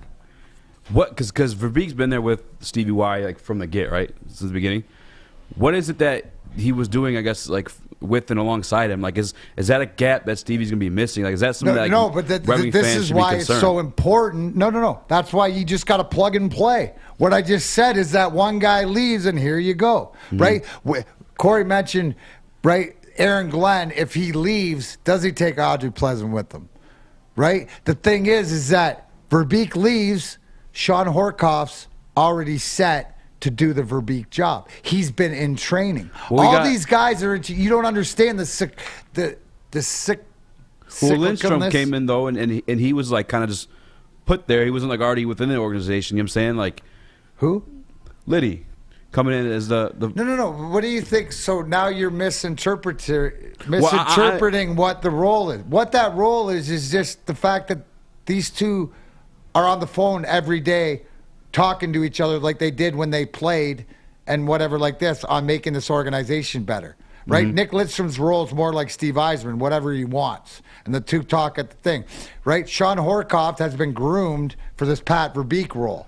Right? It was which is the GM. So you don't miss a beat. What I'm saying is you won't even notice Pat Verbeek's gone because they won't miss a beat. The thing with Nick Lidstrom is more, see, now that Horkoff, where yesterday I said, well, does this mean Lidstrom's 50% more here, 50-50 there? No, this has nothing to do. Now it's replaced this position. So Lidstrom's just... Is Horkoff becoming the assistant GM, though? Or just a GM Horkoff of the... is the, whatever, yes, is the assistant GM. That doesn't take away what Nick Lidstrom's European role is. Okay. They're not fighting each other. Horkoff's here in taking care of Grand Rapids, all the little intricacies, contracts and stuff that move it around. You got to look at, too, is that the one thing is that, have you heard of a capologist? Yes. Right? So it used to be Ryan Martin, and the capologist is the guy that knows the salary cap and knows what you get spent and whatever rules. like this, whatever. Yeah. Ryan Martin got hired to the Rangers. So Stevie's losing guys like this, but he's also got guys in place. So he's also got guys in place to follow that. Anyways, if you wanted to get some warm-ups before you go down and get absolutely drunk at the brass rail with Stick and Alex, well, you can head over to the Foaling Warehouse. Yeah, the one that Sawyer always talks about, the $2 beer, the $4 bougie craft beer. Foaling Warehouse in Amtrak, home of the original football bowling pin game called Foaling. Host your corporate party, team building event, or just come in with your family and friends. Two-way plays, $10 unlimited open play. Stay the whole time. We are open that day. Or a private lane reservation for $120 for up to 10 people for 2 hours. 100 beers, mystery machine, order in food, bring your own food. It's just a heck of a great time. Come get your full on. Check it out. FoalingWarehouse.com. Big D Energy. Be right back with Woodward Sports Network. It took exploring 50 different formulas and hosting countless taste tests, but we believe Gypsy Vodka is the smoothest vodka on the market. Don't believe us? Ask the owners. We're Mike and Adam Kazanowski with High Five Spirits Distillery. We're in close to about 1,200 locations throughout Michigan. We wanted to create a brand that was geared more towards freedom, love, adventure, and at the end of the day, we really wanted to tell a story that inspired other people to take risks, follow their dreams, whatever that might be. Comerica Park, sunshine, the crack of the bat. More sunshine, warmth. We're almost there, Detroit. Summer 2022 will be the summer of Woodward sports. We just gotta make it through this damn cold first. All right, guys, welcome back. Big D Energy here. 163-37 left, and he can't complain. I'd hate to have to use some of my Stanley Cup mulligans, but I will use it because I am a team player. What's important around here, we're Sports Network. Obviously, we're talking sports all the time and stuff like that, but to me, it's a community. And if we're all about the community and stuff like that, and it's getting to know everybody here on the network and all the little things that we have going on. We had Kory Woods on, obviously, you've seen what he's done all the time that he's spent reporting on the Lions. You introduced Sean Murphy. Pistons, our Pistons, Woodward Sports Network writer, guys, the thing. Well, SpongeBob Alex Mayer, who is he's the ones and twos guy for the bottom line, also could be one of the biggest Sparty fans. And he also has something on the network that is Spartylicious, and I'd like for him to explain not only the state of the Sparties, but also where they can check out all his such informative information and great pictures from East Lansing. Alex Mayer, floor is yours. Very kind of you, Darren. First of all, my name is not SpongeBob. My name is Alex. Squidward. It is Alex SpongeBob Mayer because Fish named you Sponge Bob. Just because Fish Just did because it? Fish. Oh, okay. It's Squidward to me. It's better than Patrick. To be fair. I suppose. Anyways, you can be Patrick easy. You what is your Michigan State piece weekly called? So the Michigan State Update, it's a weekly video series I create. It's about 2 to 3 minutes long. It used to come out on Wednesday mornings, but due to a scheduling conflict with basketball, It's moved to Tuesday mornings, and it's basically just, my thoughts on the previous game and then a preview on our next game. I'm in full basketball mode now. Football's still going strong. National Signing Day was on Wednesday. Mel Tucker solidified a really good class. Guys like Jeremy Bernard, a wide receiver from the West Coast, of 4 stars, a name that you'll probably be hearing next season. And he actually, I want to say after all the early signees and the guys from National Signing Day, their national class rank comes in around 15th in the whole entire country. So very happy for Mel Tucker in that regard. Again, after that blowout loss to Ohio State back in November, he said in his post-game press conference that Michigan State football is going to close the gap with power schools like Ohio State by recruiting, and that's exactly what he's done in this offseason. And he's doing the same thing in the transfer portal, just like he did last offseason with Kenneth Walker, bringing in guys like Jarek Broussard and Jalen Berger. That's going to be our 1-2 punch at running back for next season. Might maybe not have the same production level as Kenneth Walker did, even combined, but it's good to know that our priorities are straight. We want to be a running football team, and we've really honed in on that position. But as for basketball, 3-3 in our last 6 games. Unfortunately, the theme with this team has been consistently inconsistent, and that's actually a quote that Tom Izzo dropped in one of his post-game press conferences a few days ago. This team is just really good at winning games and still making their fans not feel good about it. For instance, Tuesday night in Maryland, won that game 65-63, went into the halftime break with a 10-0 run under their belts in a 10-point lead, but didn't score but one field goal in the final 6 minutes of that game. Ended up being the game-winning layup by Malik Hall. So it's just frustrating because this team has so many different pieces that can do so many different things when put together, can make a really good team, i.e. we have 3-point shooters, we have shot blockers, we have rebounders, we have guys that can run the floor, we have floor generals. So many different pieces, but the one thing that we're missing this year that we've had in so many years past, i.e. with Miles Bridges, Denzel Valentine, even Draymond Green, is a star player. And when you don't have a star player in college basketball, you get in ruts on the offensive side of the floor, especially if you're not running the ball as much like Michigan State teams love to do. They love to run the floor. If you're not doing that, your offense can get in ruts, i.e. Tuesday night, last 6 minutes of that game, relied on the free throw line and that game winner by Malik Hall. So it's going to be up to Tom Izzo to try and formulate game plans that suit this team well and suit the lineup best, that can. He's got a coach. Yeah, he's got a coach. Exactly. He's got a coach. But here's the one thing too, Alex, and I can hear it in your voice, no matter what it is that how grateful you are with the 2 guys that are running your basketball and running your football program. Oh, absolutely. Right? And isn't that like when they say put your head on your pillow at night and you have that to go to sleep to?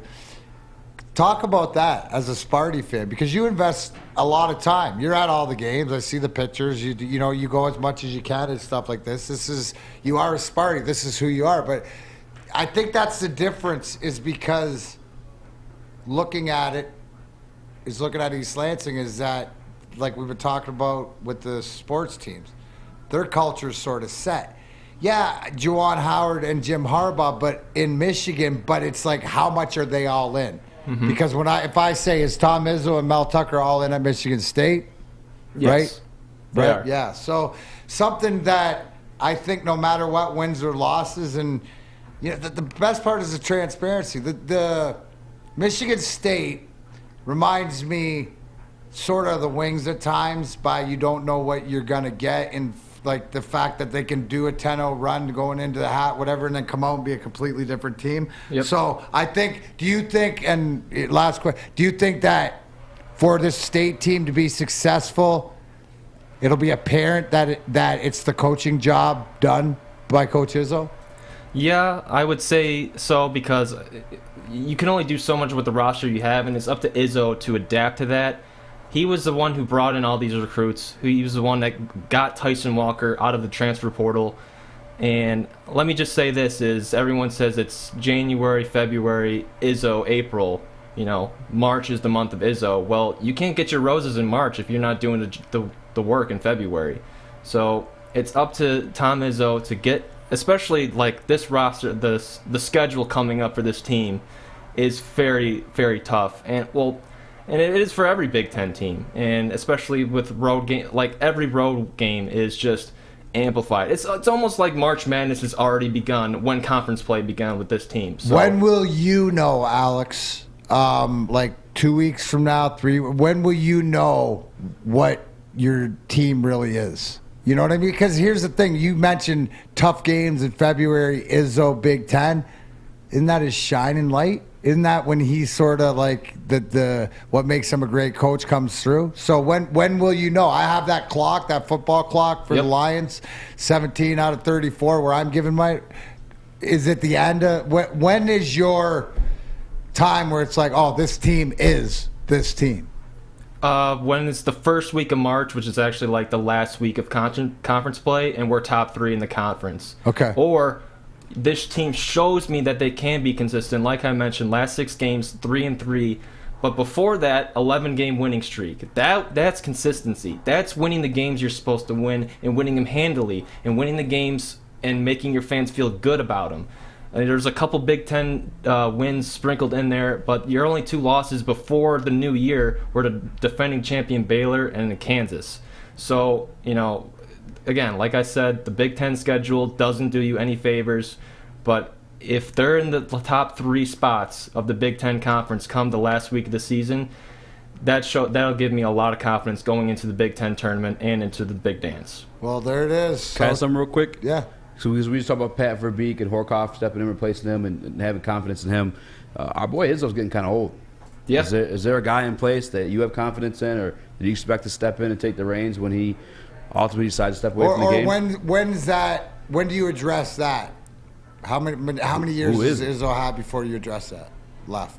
Say it again? How many years does Izzo have left coaching before you, as a fan, want that addressed? Is he getting there, or that's not even? Who's the guy though? Even in that doesn't scenario? matter yet. The thing is easy. If he's not even there yet, they're not there yet. But if they're grooming him like you said they were doing with Horkoff, like is there a name that you would? Is there somebody being groomed? Yeah. Unfortunately, there's not a name because he's really had like the same core of assistant coaches for like the last 10-ish years, and even then, like not like Dwayne Stevens or Mike Garland really just doesn't jump off the page for me. But Michigan State fans really aren't thinking that far into the future with Tom Izzo. He hasn't spoken about retirement in much regards. Like of course one reporter is brave enough to ask him about it at the beginning of the season in that like opening press conference, but he hasn't really hinted at it. But one thing I will say is, back in November when we signed Mel Tucker to that big 10-year contract, part of me did think, and Alan Haler, our new athletic director, are we gearing up to make the transition to being a basketball school to a football school, because the end of the Tom Izzo era might be coming faster than we think it is. That's just a thought I had. That's a hot take. No, Alex. it's not a hot take. That's a true take. That's what you did dig down to, because that's where the turn's coming. You mentioned it by what Mel Tucker's doing. You mentioned it because at every great run comes to an end. You mentioned Scotty Bowman. That's, Tom Izzo's a Scotty Bowman-esque person to me. So thanks a lot, Alex. Everybody can check it out. Alex SpongeBob, the mayor of Woodward Sports Network, and his Sparty Reports Tuesday morning here on Woodward Sports Network. You know what else coming to Woodward Sports Network? What? You know what else is coming to Woodward Sports Network? You tell me. The F Word. It's a series on fentanyl. It's from the Sports Marketing Agency. SMA has been leveraging pro athletes and other notables for a decade against the issues around mental health and substance use disorder. With the help of NFL alumni, Sean Jordan has been able to save lives and take a stance against these issues. Don't forget, the F Word's coming to Woodward Sports. It's a series on fentanyl to help people that you may need. Sports Marketing Agency. Stay tuned. This is Woodward Sports. Big D Energy. Fellas, football season is here. It's time to make your grooming experience easy like Sunday morning. Get to Lady Jane's Haircuts for Men. Walk in, relax, watch your favorite team play, and before you know it, your hair will be game ready. Get to Lady Jane's, open 10 to 8, 7 days a week. Walk in anytime. It's wicked awesome. Make sure you download the Woodward Sports app in the App Store and the Google Play Store today. Take Woodward Sports with you wherever you go and listen live on your phone or mobile device. Back here, getting ready to close up shop here, Woodward Sports Network. But I would be remiss. I know I gave Sawyer his Motor City quarter mile earlier in the thing. But back in the day, Alex, you remember back in the day, we used to do this show called The Hook. Oh, yeah. And I used to do this little segment called Pit Boss. Yeah. Because DMac is a NASCAR fan. Now, I'm assuming that we don't have the old opener. We can like sing it or something. We can do like Well, the Ricky Bobby. it used to be vroom vroom vroom. I wake up in the morning. I'm Piss Excellence. Ricky Booby. Anyways, why do you say that, folks? Because NASCAR is back. Yes, Saturday it starts the practice round, but Sunday it is the Los Angeles Clash of the Coliseum. Yes, the LA Coliseum has been turned into a temporary quarter-mile oval, which means all left turns going elsewhere. Now, here's the intricacy, right? This race is also the first event with the NASCAR Next Gen car. If you follow it at all, this is the new car that's with spec design identical from team to team and a drastic effort to make the cars on an equal playing field, so it's more so strategy and the driver. In saying that, I know when the Golden Rule, Neil Rule comes back and Sawyer comes back, we are going to start doing our weekly motorsports bets. But I got some DMac Pit Boss action for you. Yes. Look at these odds. Now, we know that I'm a Kyle Busch fan, so we got to take Kyle Busch in the first. Plus 650, not the greatest odds. But our Michigan-owned boy, Brad Keselowski, who I will have on the show at some point, hopefully next week before Daytona, but who knows, plus 1,600. And if you look down, Ross Chastain, plus 8,000.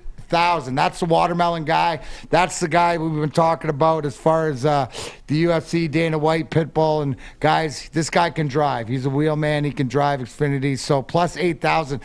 The best part, go to mybookie.com. Lay your wagers down and stuff about the NASCAR is the odds, right? They're all plus odds. So even if you throw $5, usually what I throw is I'll throw $5 on Chastain, $5 on Keselowski, and 10 on Kyle Busch, just to enjoy the race. So it should be exciting. The practices start. They got practices qualifying and all the different ways that they do it. So just I love it because it's a buffer. It gets you ready. It's like the warm-up for next week's Daytona 500. So I'm excited about it. Do you have any interest in quarter mile track? Do you understand that's about the size of this room? So you got 40 cars going round and round and round. That's what it's going to be like. Are you serious? What? It's the size of this room? No, it's quarter mile track, but it's like comparatively, if Michigan was 2.5 mile track, it's quarter mile track. But the Daytona 500's next week as well? Next week. How big is Bristol? Then? That's kind of cool. Bristol's half mile. Half mile? So this is half of that. I asked Sawyer this the other day, is there going to be enough room for all the pits? What they do is 25, I think, is the most cars. Usually it's a 40-car field. But, yeah, that's a great point back to front. So they do heat laps and they do qualifying and all this stuff to get it down to the 25. But the interesting thing in all of this is this next-gen car because all these drivers is all new to all of them. Yeah. So it'll be interesting a lot of times. How many laps? Is it like 1,000? Because isn't Bristol 500? Yeah, but these are only like 200. So all right.